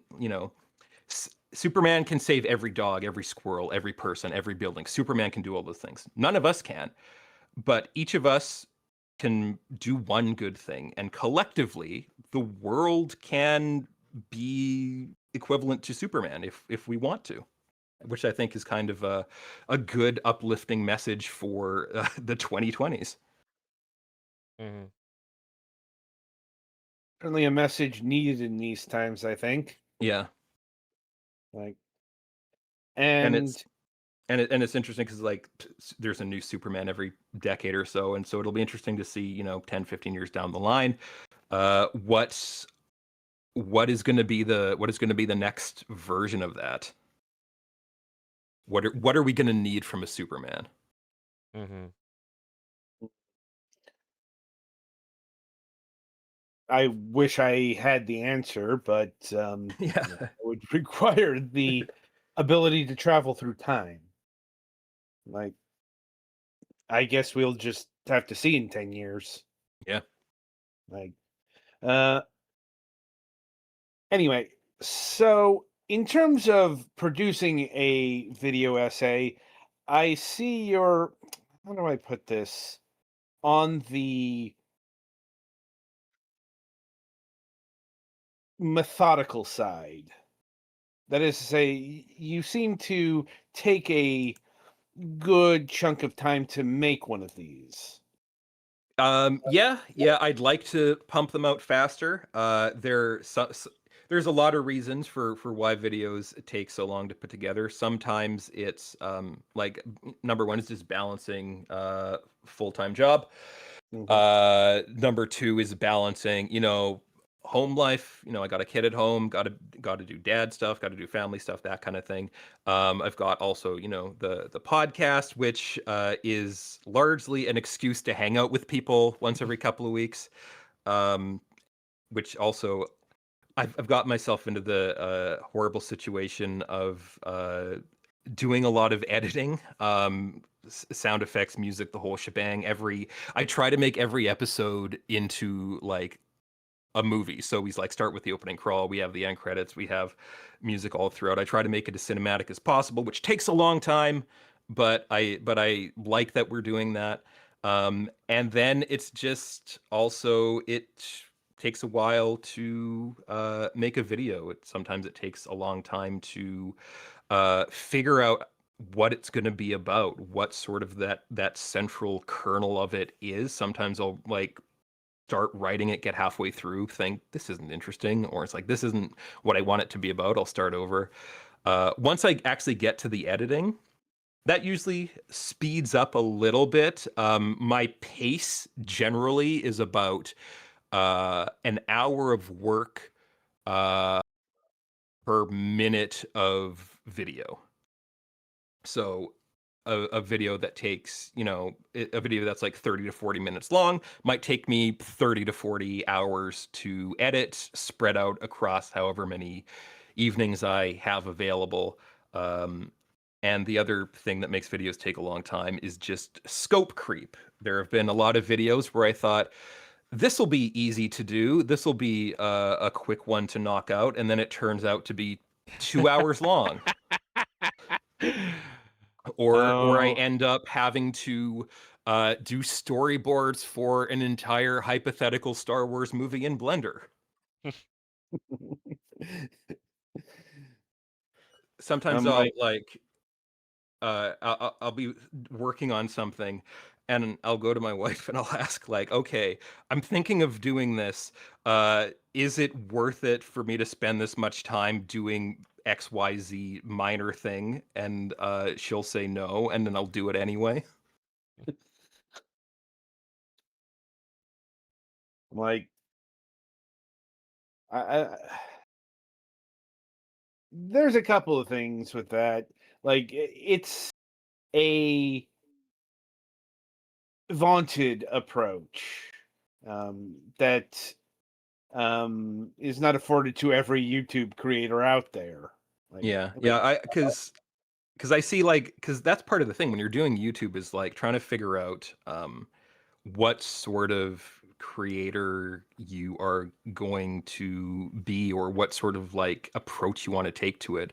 And um for me at least, I think like I see the people who put out like a video every week, or a video every month, or a video every day sometimes. And sometimes I think, well, could I, get more people watching it if I did that? Could I get more eyes on it? Could I grow the channel? Could I, you know, get enough people watching my stuff that I, wouldn't have to have that full-time job, so I could devote more time to making these longer videos? But that is, then that means that's another type of work, because then you're doing these I want to say cheaper, not in terms of like cost, but in terms of like uh effort, I guess, videos. You're doing these lower quality things, you're doing these quicker things that might benefit you, but the stuff that I like to do is the stuff that unfortunately takes a while, because I like every time I do a video, I want to try and improve what I'm doing. I want to try and improve the presentation. I want to, try and, sharpen the writing on the next one. I want to try and do more, like, is this something I want to film stuff for? Is this something I want to, like the storyboards I did for this video, where I kind of did a hypothetical what if episode 1 came out in the 80s sort of thing. There's one that I'm working on right now where it's like, as I'm writing it, I'm thinking, oh no, I'm going to have to make a Transformers movie, kind of. Uh, but also, that stuff is the fun stuff. The fun stuff is the challenging stuff. The fun stuff is the stuff that takes a long time. The fun stuff is the stuff that makes you better at your craft, which results in a video every 3 to 6 months, unfortunately. like with that kind of scheduling, it's a good thing that YouTube is a side thing. Yeah. Because I you know, do, I do get some, and whenever I upload a video, that's usually a bump in ad revenue from that. I do have a Patreon, so it's definitely something that I'm very grateful for, to all of the people who are sort of watching and supporting. And even though I don't read the comments, I am led to believe that comments increase the visibility of your videos. So I'm appreciative that they're there, even if I don't want to wade into the morass of people arguing about Star Wars online myself. But yeah, like as a side thing, it is not lucrative, but that's another sort of thing that I have to take into consideration, is like, okay, I want to make videos that people are still going to want to watch in 1 year, 2 year, 5 years, maybe 10 years, so that I have a backlog of as much as content can be used in a derogatory way, a backlog of content, so that when I put out something new, there is a longer tail to the financial bump, perhaps a higher peak to the financial bump, so that eventually I can do this more full time, and as much as I love being a part of the film industry and I love working on the movies that I get to work on, uh, it is not. It is. You're right. It is. We're taking direction. It is not something that I am in control of. In this YouTube stuff, I am in control of that. And in that direction, what do you have upcoming in terms of video essays, if anything? So I'm working on, as part of the thing that, going back to why do videos take so long, is that like I have some where it's like, oh, this would be a great idea, or this. I have one that I started editing, but my computer, I got it in like 2017. It was finally too slow to really keep up. So I pivoted to something else that I thought would be quicker. So I've got like a video that's sort of like partially edited that I haven't touched in a while. I have a video that's written that is that I need to start the process for. Both of those are about Transformers, going back to sort of the other well that I can kind of reliably draw viewers in. One is about more about the toys. It's just looking at some of the more interesting toys they put out for the movie lines, because they do a lot of character. They have to fill out a toy line, so it's like sometimes you get characters where it's like they weren't in the movie. Let's just make some cool toys, and I think sometimes those are some of the better ones. Uh, and for the other one is looking at the Transformers multiverse, specifically the sort of universes that are kind of abandoned or just these weird little offshoots, because unlike something like Star Wars, where you have one or two major continuities, Transformers reboots every like 3 to 5 years, because it's like, okay, how can we attract the next group of kids? That this group of kids aged out, new group of kids coming in, start fresh, start fresh, start fresh. So there's all of these bizarre little micro continuities where it's like there's one where it's like in Europe, Optimus Prime straight up didn't exist because his toy was belonged to another licensor. So it's like somebody else was the Autobot leader. Or in like some other continuity, Oh God, yeah, this the other weird thing headmasters. happened. Or Insert some joke about the Beast Wars continuity. oh, there are so many Beast Wars continuities. Yeah, and then there's the um, Headmasters 2 continuity for the original series.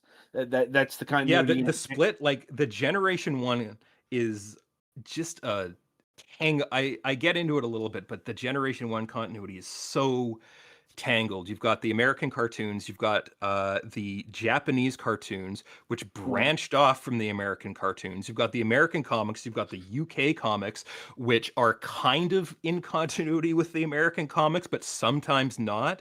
Where it's like in the US, Bumblebee was killed by G.I. Joe. In the UK, Bumblebee was killed by a guy called Death's Head, who's now like a Marvel character. So it's like, Yep. yeah, I was there- about to say it's also the U.S. branch is connected to Marvel because Yeah, Marvel connected everything.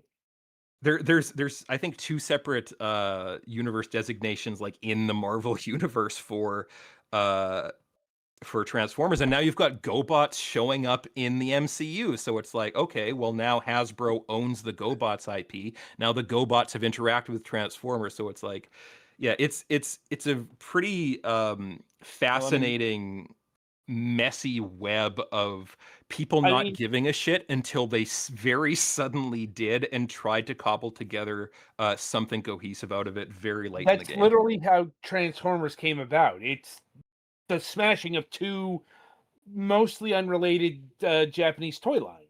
Oh, the genesis of Transformers. It's actually I'm just gonna repeat Screamed an that they old were Chris separate. McFeely video here for a sec. Chris McFeely, he's this guy. He does this great series, Transformers: The Basics. But so if you want to know about where the Transformers really came from, it's actually they owe their entire existence to GI Joe. Mm-hmm.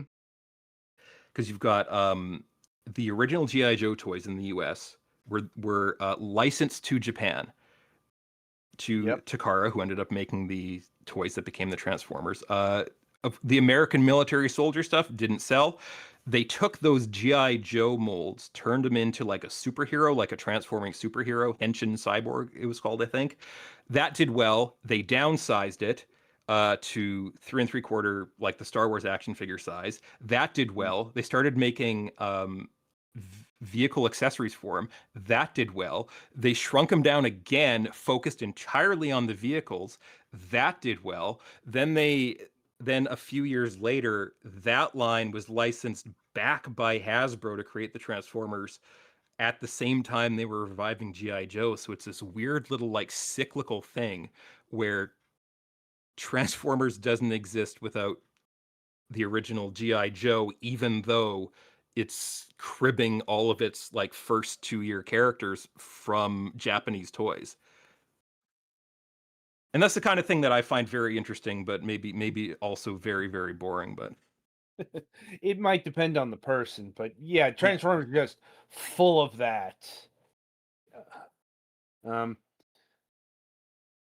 And I'm sure we could talk for ages about such things, but we are getting low on time here, so I'll see if my colleagues have any final questions for you.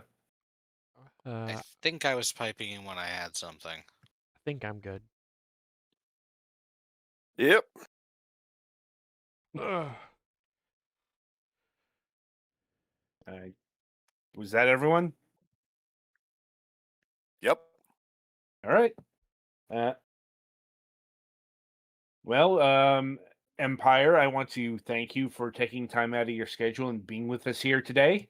yeah, no problem. It was it's a fun time. Yeah. Indeed. Any last minute things you want to promote before we part ways? I feel like I've promoted myself enough. Well, any specific events for your channel or anything that are of particular note in the immediate foreseeable future? Immediate foreseeable future. No, I have no idea when the next video is going to be ready. Hopefully, hopefully sometime within the next couple of months. God, So- I'm a violent hopefully, mood. hopefully before the release of the Winds of Winter.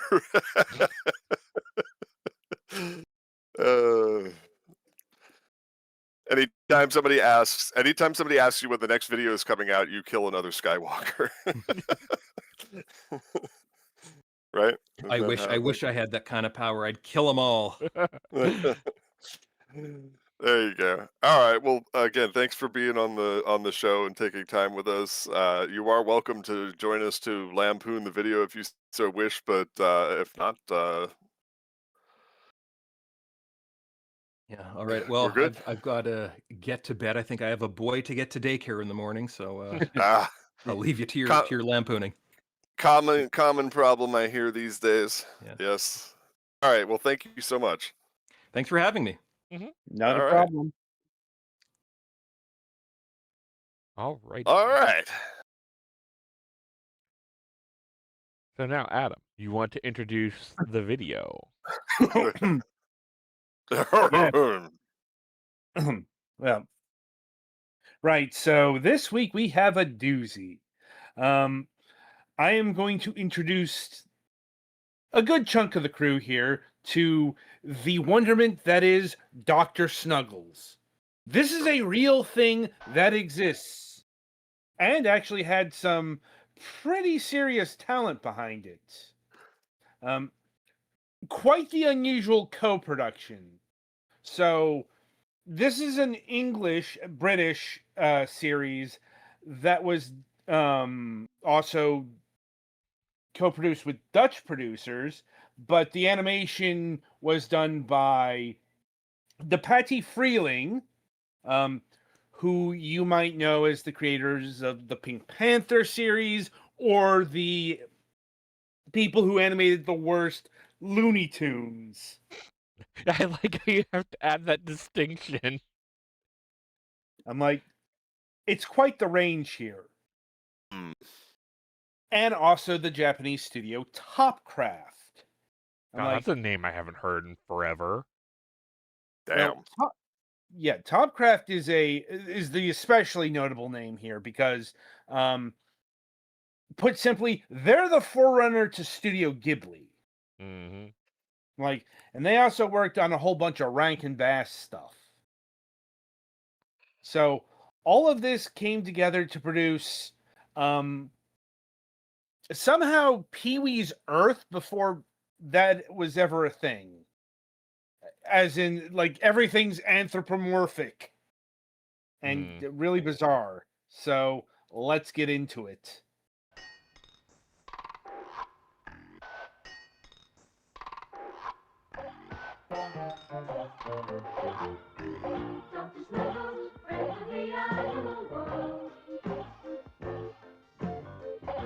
Jesus. Drug dreaming. This is why I prefaced this by saying this is a real thing that exists and not a parody of something.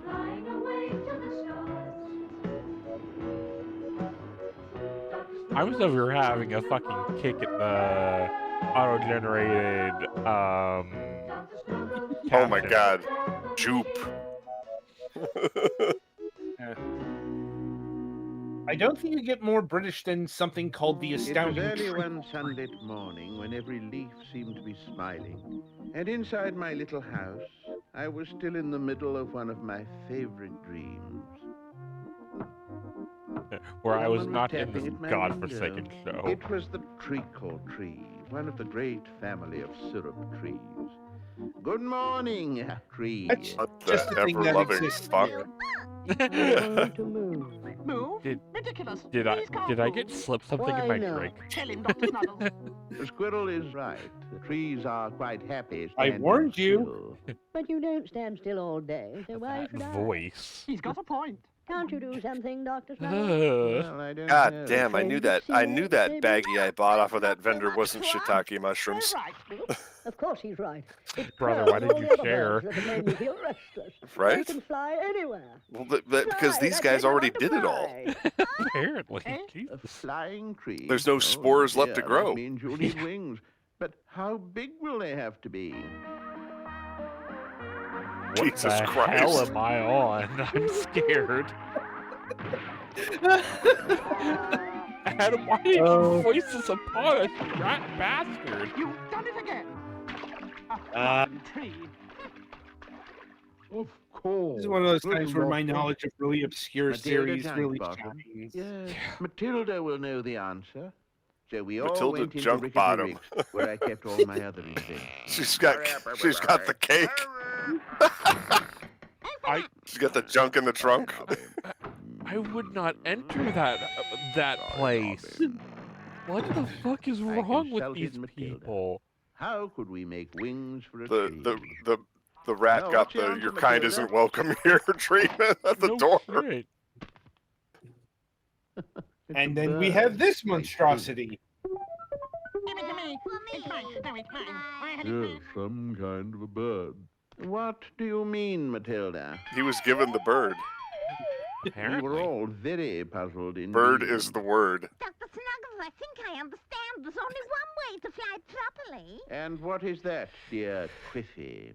Like a bird, of course. But we I think the most disturbing thing may be the dead-eyed expressions call those everyone wooden things has. wings. Yeah, I mean, real wings, especially that That's goose. the I'm answer. terrified. The euphemism you're looking for is affordable animation. It's all about. Take it easy. But we need an awful lot of That's- feathers. One Where way do of we get putting it. them? Dr. Snuggles from us. The birds from Snugwood all promised me feathers to So make are wings we for the plucking the tree. feathers out of the. Look, stuff is happening. I'm not sure if any of No it harm matters. done. It's all right, tree. We have plenty of They feathers. just keep going from one random It concept was to hard another. work fixing the wings Oh, on the treacle tree.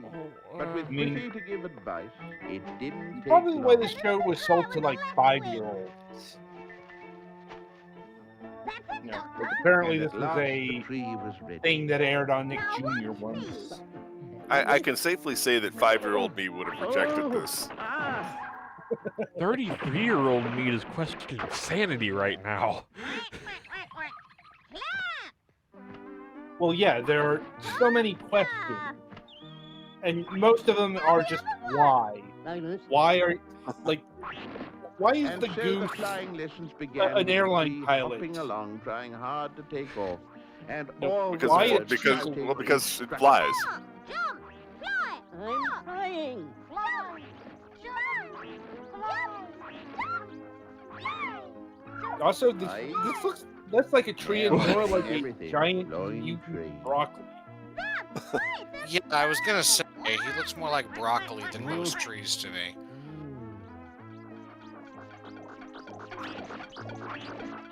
Yeah, no, if I saw that, I would just fucking never touch a single illicit substance again. They got the mole men in this film. There was no doubt about I mean, it. this is a Matilda good was way right. to simulate The best way psychotropic for drugs a without tree to fly actually taking them. is like a Yeah? bird.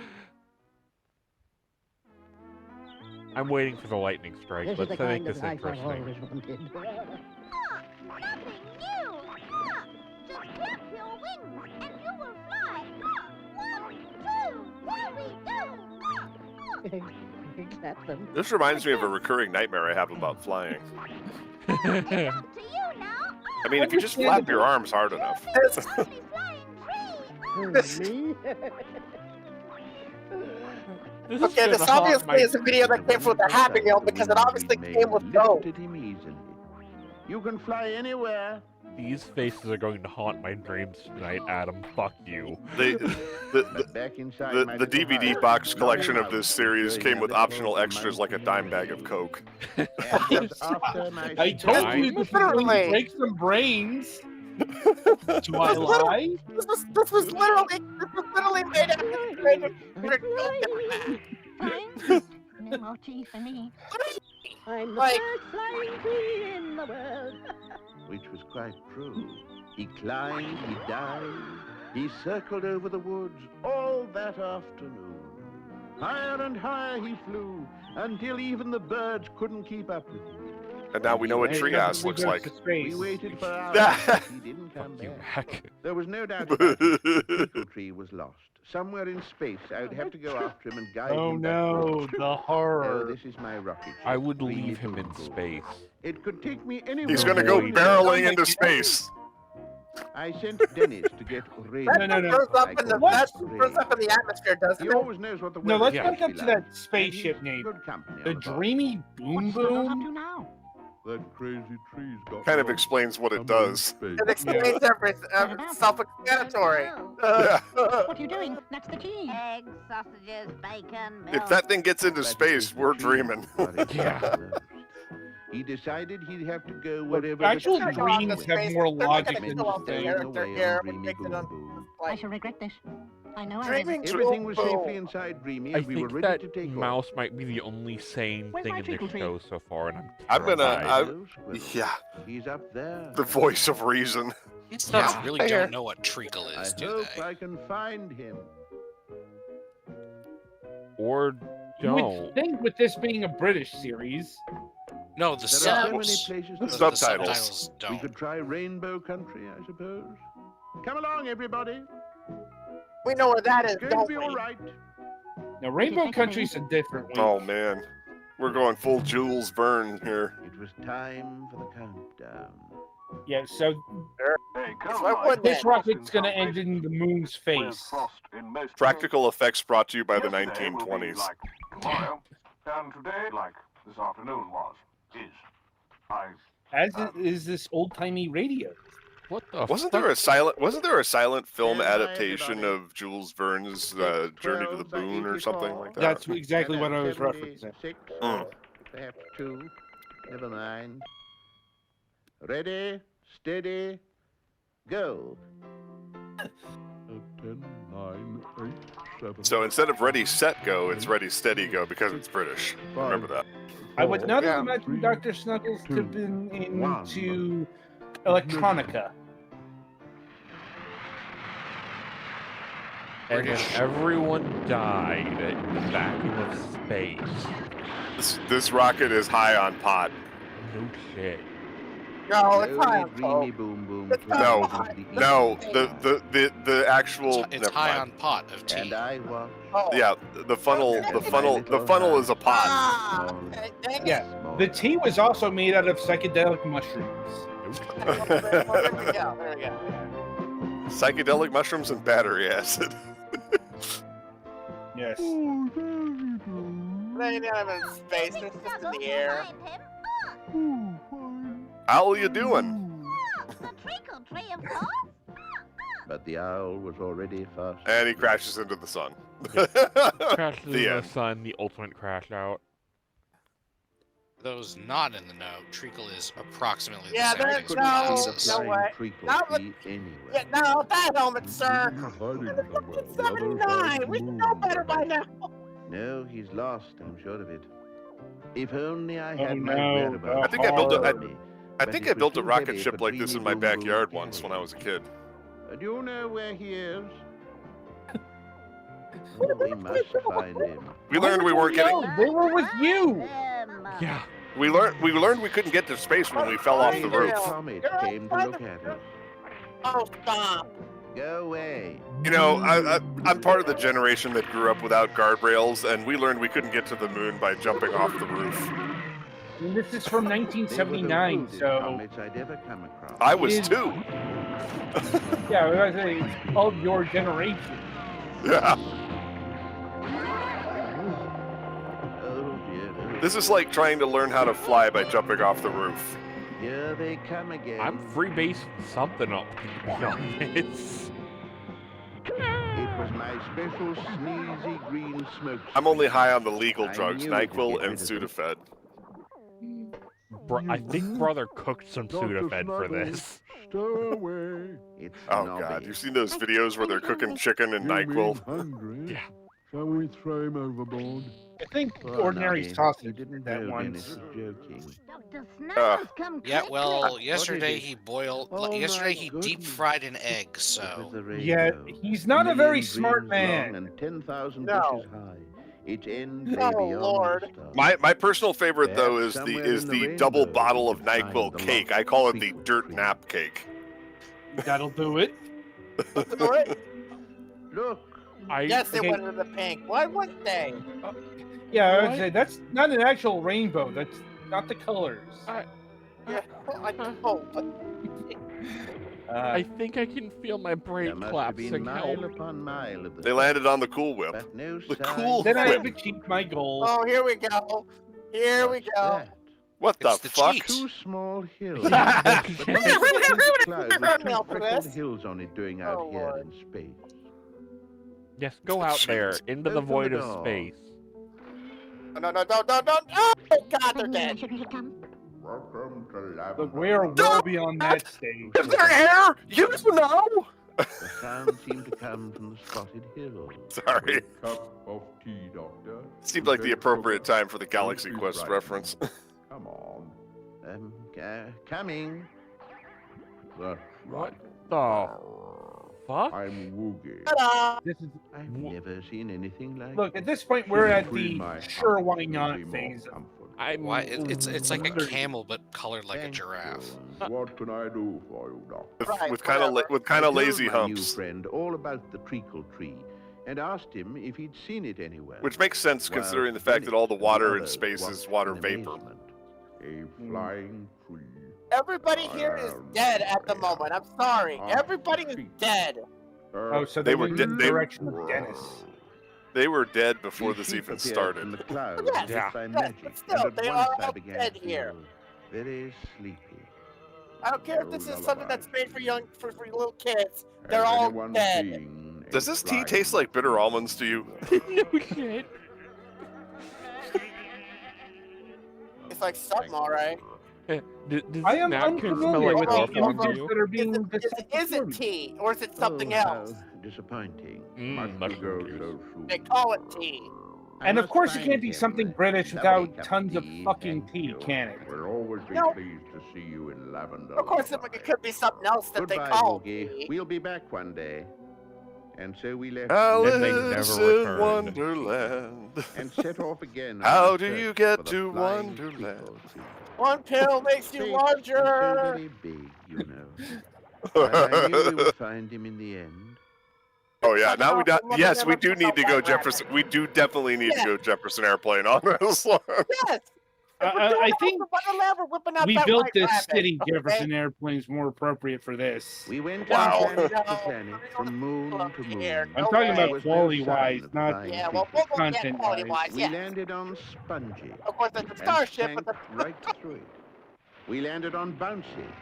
Well, we tried to Bouncy. anyway. What Then we were you searched on expecting Hairy, here? and even on Jelly, but we couldn't find the flying is treacle that tree jelly or is anywhere. that something else? Like, he's just making up shit. No shit. Don't you? Yes, send him out in the void of space. I am. Look out!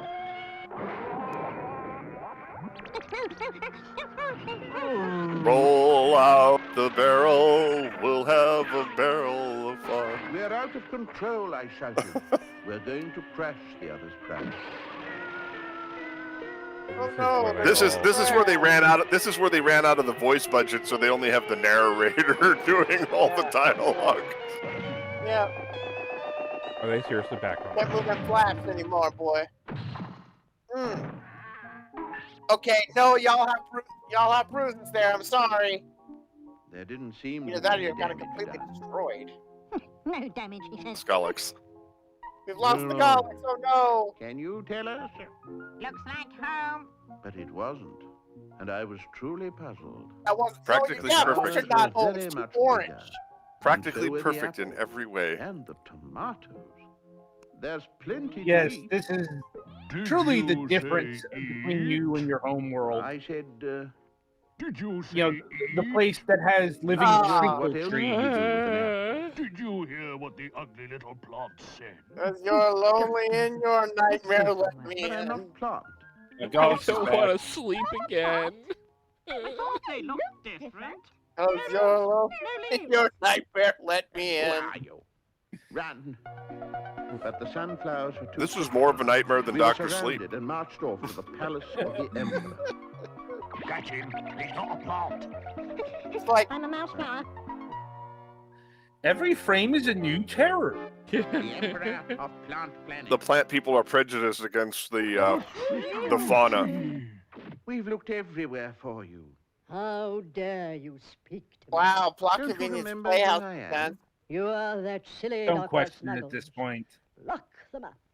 Being That's why able I'm to using the fly voice had and the made tone that I'm people using. Very conceited indeed. The tree has Why become is she your the Queen of emperor? Hearts. But Keep moving. we were taken to a Fly, he prison can tree fly. and locked inside. Prison back? tree. What Uh-huh. is to become Yeah, of you're us back. now? And you're just in time for fucking psychological torture. Emperor indeed. After I have Like rested, warfare. I shall fly for you again. Nobby Mouse had a plan. Sabotage? Sabotage. Not long now, Doctor. If you Look, ever with the want way to this get show is out, going, you can't beat a he'll be able to badger fly and a without couple the of wings. rabbits. Uh-huh. We had escaped. Uh-huh. Yeah. All the plants were waiting for their emperor to awaken, and we hoped they wouldn't see us. Your emperor is awake. Our emperor is awake. I shall fly for you. Why are they so amused You're by afraid for this? Flying trees indeed. I mean, uh-oh. Oh, dear. I undid his wings. You undid his wings. He's not a flying tree. He tricked us. Tied on. Those wings were tied on. on. May I say something? It's my fault. I made him into a flying tree. You did? It went to his head, I'm afraid. He must be banished from Plant Planet. We'll take him with us. So Dreamy Boom Boom took off with the treacle Dreamy tree Boom Boom, in like- That seriously sounds like a fucking strain. Towing a treacle tree through space slowed me up a bit. Am I But at wrong? last I saw dear Is this old the Earth sweet weed or is this the stinky weed? Not long now, everybody. It's the weed you don't remember the last week. About time too. Even Ray was feeling happy.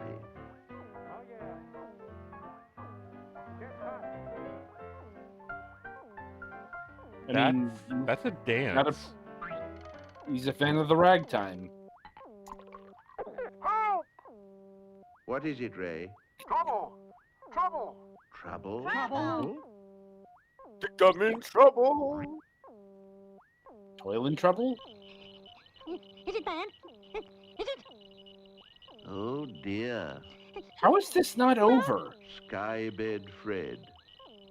Skybed Fred! Snuggles? Can you hear me? Doctor. Yes. fuck? There's no Yeah, need to talking shout. bed. Sure. Okay. Challenge you Oh. to a pillow fight. Bed pirates. Wait. I want Oh. that tree behind your rock. Uh-huh. Some more beds to build. Ah. It's right set Fred's not There were again. hundreds of them. Skybed. They're coming. Fred They're was coming to the take only his one one tree to I make had more accept beds out his of. challenge. I couldn't let Tree them take the L. treacle tree. Well, could I? Don't worry, dear tree. I've my umbrella with me. I doubt that wood would be good for building beds anyway. Welcome aboard. Well, yeah, everybody knows you have to use softwood instead of hardwood. Forward. Sure. Sure, Chief. And this is We're where he just in pulls out a flat fucking out bat. what territory? I'm just. Somebody was thinking about pillow pirates. This is it. I mean,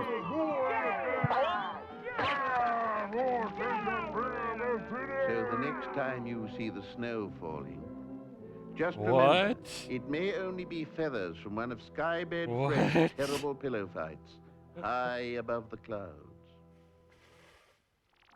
Educational. Imagine that actual snow is cold rather than feathers. don't even begin to dignify that with a response because it's such utter bullshit, even by the standards of this show.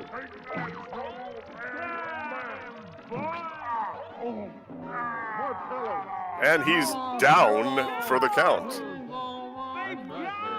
out of pillow. Because pillows have debt. Never mind. Snuggles, I got news for you. You won. So next time the snow turns to rain, remember, it may be that Skybed Fred has lost another battle. Yeah, no. There's not enough can contempt continue for on you our in your way. world. Soon There's we will not be enough back fucking home. drugs for me to even attempt Miss to Nettles, my understand this housekeeper, had shit. been spending a week or two with her friend Madame Cool was Dumpitude. high Now quality, she was coming boys. home. Yeah.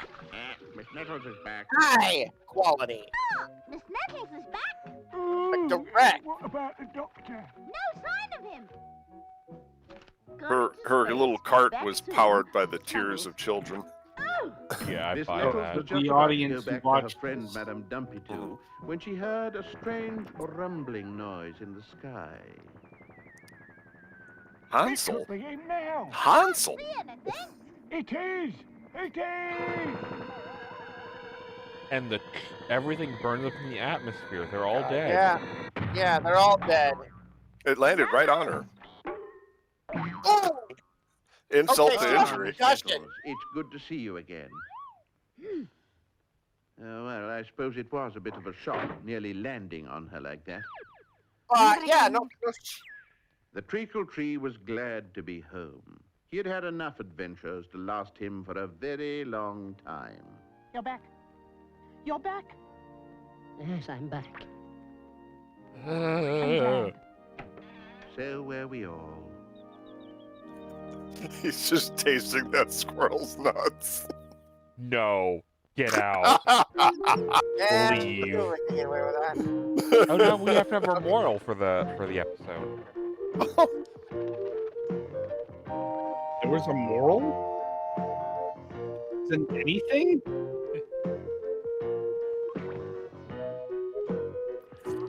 We've got a letter from the post. It's from the BBC. This is Uh-oh. my TV. It's Oh, no, we aired on gotta- my TV and then Do we? moved to the rear We got to on make fun of the channel names here. Come on, man. 4. Connie Van Wheel. Polyscope. I'd say we got a polyscope on this. Yeah. Yes. So that was Dr. Snuggles. What is So there this is- even to say? This is what happens when you chug an entire bottle of scope. You're putting something stronger than scope in your body, friend. Yeah, Brother, no. you This just is blacked what it on happens when you Everclear. when you Yeah. take all of the drugs. We can't do any drugs because you already did them all. Yeah, and you combine them with boring Britishness. That's the thing that really sticks out to me with how much wild shit's happening, how bored everybody seems to be. Yeah.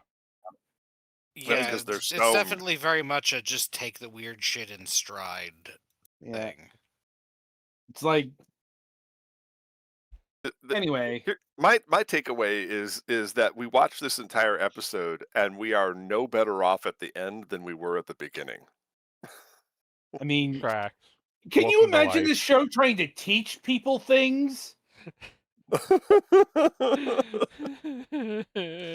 This is how we get the Elon Musks of the world. Yeah, pretty much. Yeah, do some DMT and ketamine while you're at it, Please Yeah. no. and then you'll have Doctor Snuggles.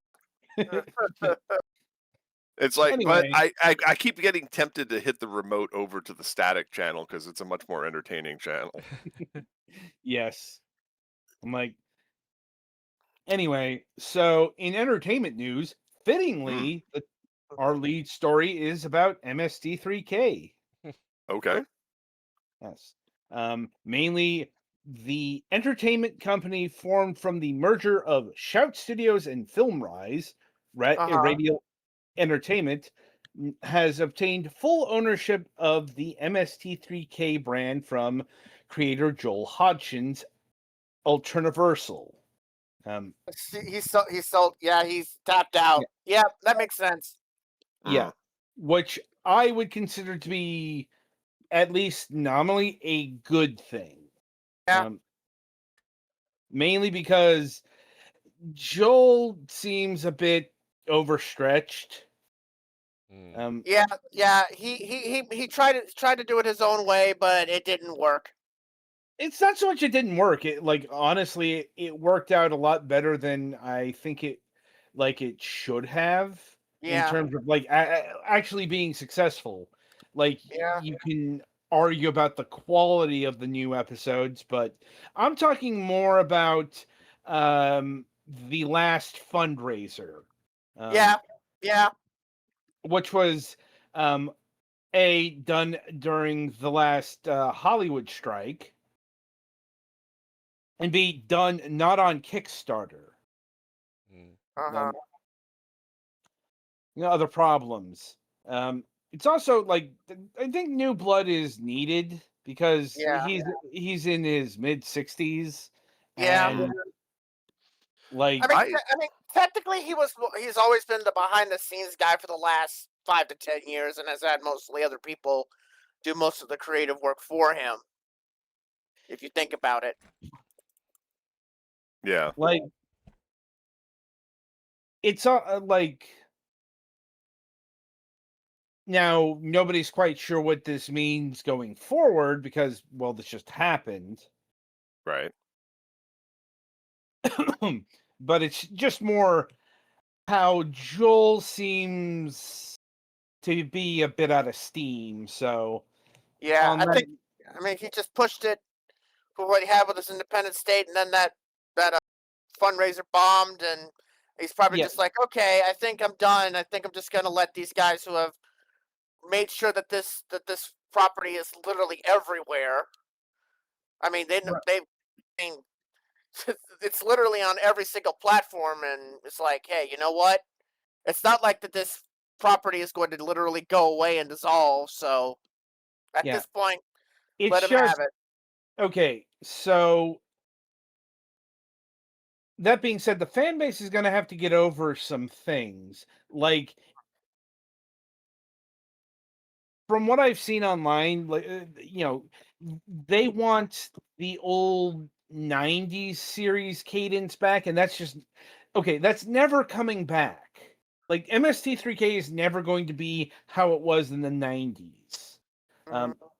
Right. Not the least of which, For starters, they already did all of that in the 90s. Yeah, but it's also okay. The inspirations are different. Like the people working on MST3K these days were inspired by MST3K, whereas MST3K was inspired by late night horror hosts and such. Yeah. Mhm.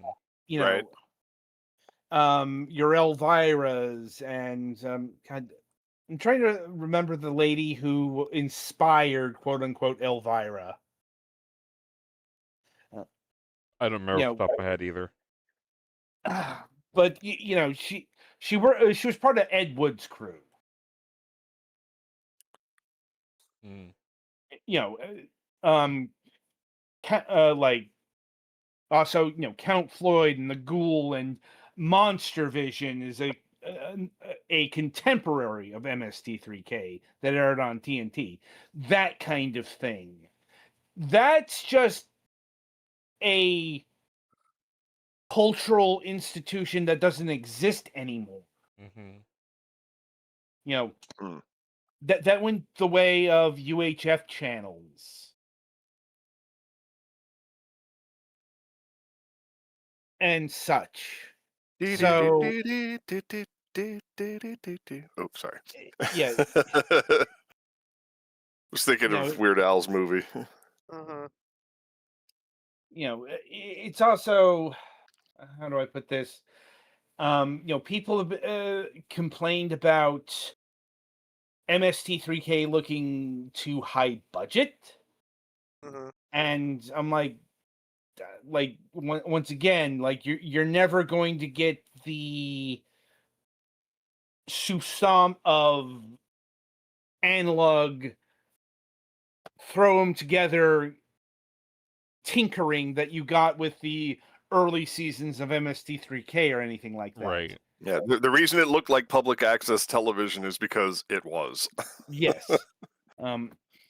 It's just some things have died and are not coming back, and there just needs to be some acceptance. Believe me, it's not the only fandom that needs to come to terms with that. Like, Mm.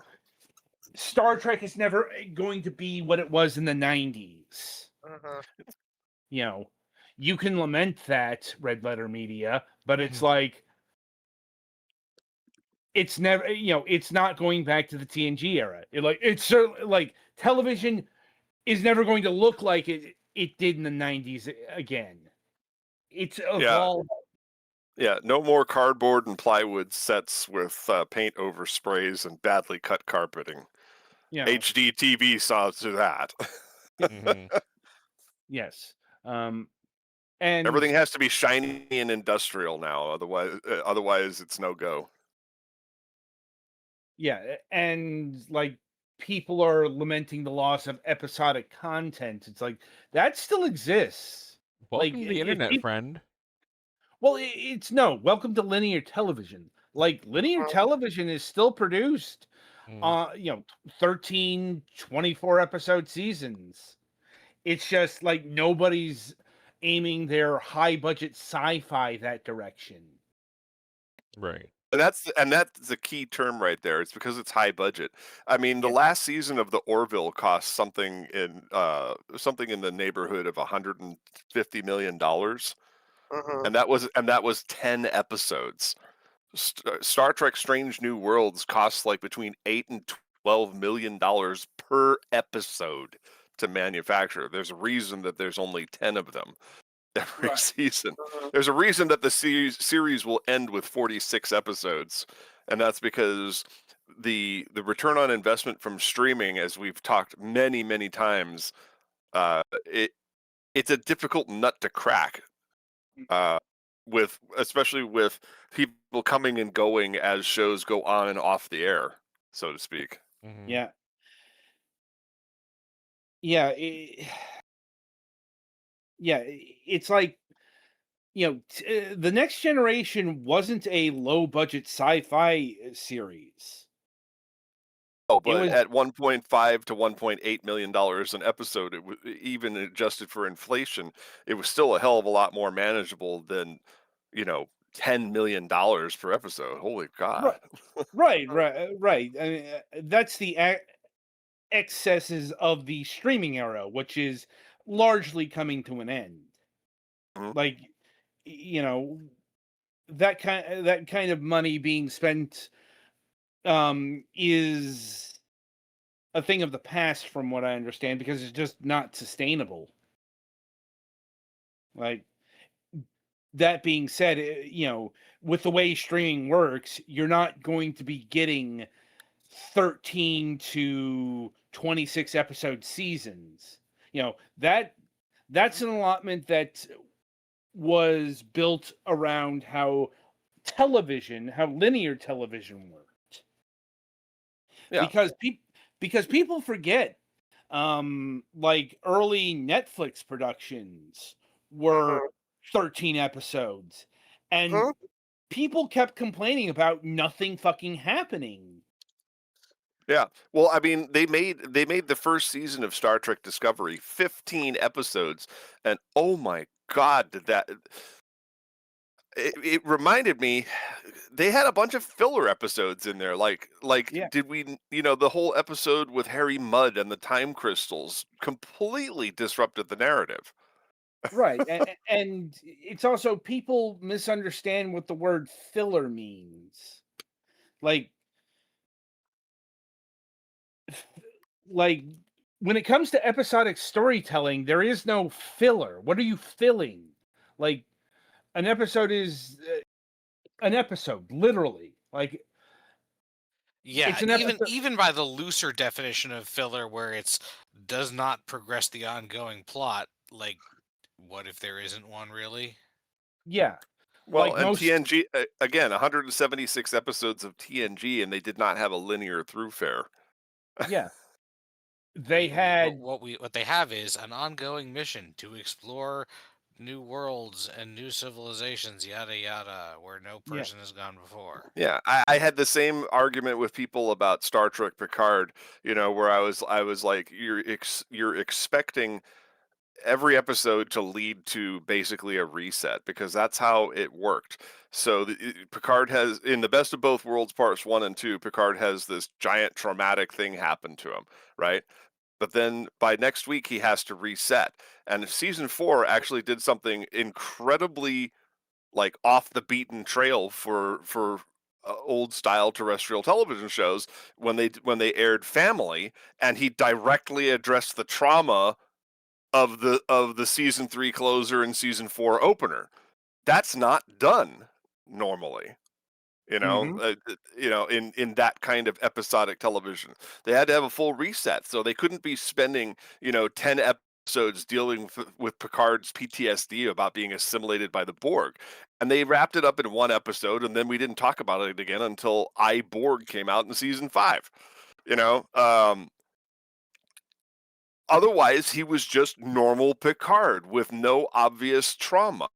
Because in episodic television, you can't do that and there's also the possibility the episodes could be aired out of order. Yeah.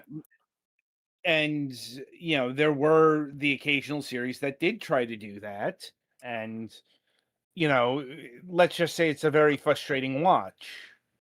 Yeah, I'm not going to go back and watch 22 seasons of Grey's Anatomy. That's for damn sure.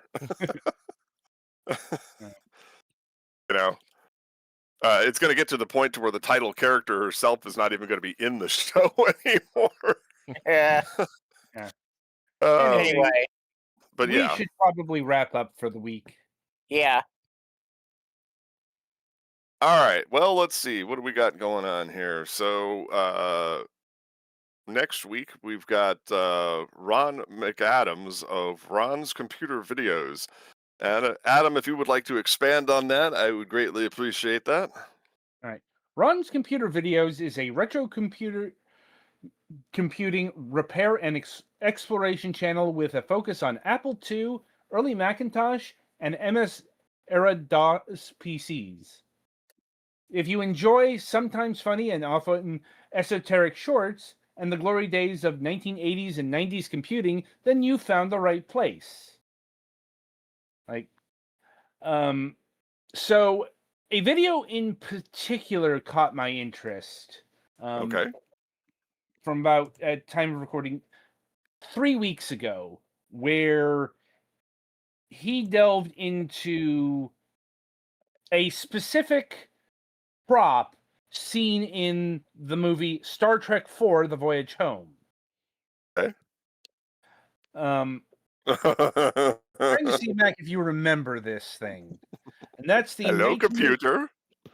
No, yes, the 1980s Macintosh seen in the transparent aluminum scene. Macintosh So- Plus. So there was a specific thing about this Macintosh that made it such a mystery. And that is, it was synced to the frame rate. Like, as in, it was displaying at 24 frames per second. And he put out a video that explores how it was done and the entire history with a lot of actual Star Trek VFX people. So It's impressive. I remember in Christmas of '99. No, Christmas 2000. I was interviewed by Channel 6, Fox Channel 6, for a computer virus thing that was coming up, and they actually synchronized their television cameras to my computer screen because I had a 21-inch cathode ray tube at that time. well, keep in mind we're talking about like 1984. 86, but yeah. You get my Star point. Trek Yeah, Star Trek 3 came out in 1984. Yeah, But they had cathode ray tube monitors on the bridge of the Enterprise, and those just with displays on them, and they weren't rolling either. once again, that's the different. It's a whole thing. Yeah, You know, yeah. and like specifically, it's also we're talking about a Macintosh. Like, I don't know. It was bullshit. No, I get you. I Yeah. get you. I guess for those at home, they made programs for DOS that would let you control the sync rate of what was being put out to the monitor. For Mac, that was a lot harder of an ask. Yes, it's one of those very technical things. So I'm sure there was a high voltage pot in the back of the unit that you could attenuate. Oh yeah, there probably was an option to do that, but for like most regular people compared to with DOS, which was literally just run a program, and the computer We'll was talk about this next week at length. Fair enough. Yeah. yeah. Anyway, more on that next week. Indeed. All right, well, that's exciting. So, again, special thanks to our guest, Empire Wreckers, for being on the program this week. I trailed off because I went into a deep dive on Lucas's plans for a sequel trilogy. Turns out he had a 12-film plan, and so I was getting a lot of different information from a thing that was not meant to be. Indeed. Yeah. So I got lost in that rabbit hole while Adam conducted the interview. So All right. such is life. But we'll look forward to next week, and hopefully I won't have any calamitous information to share because I will definitely want to be here for this guest, as this is literally my wheelhouse.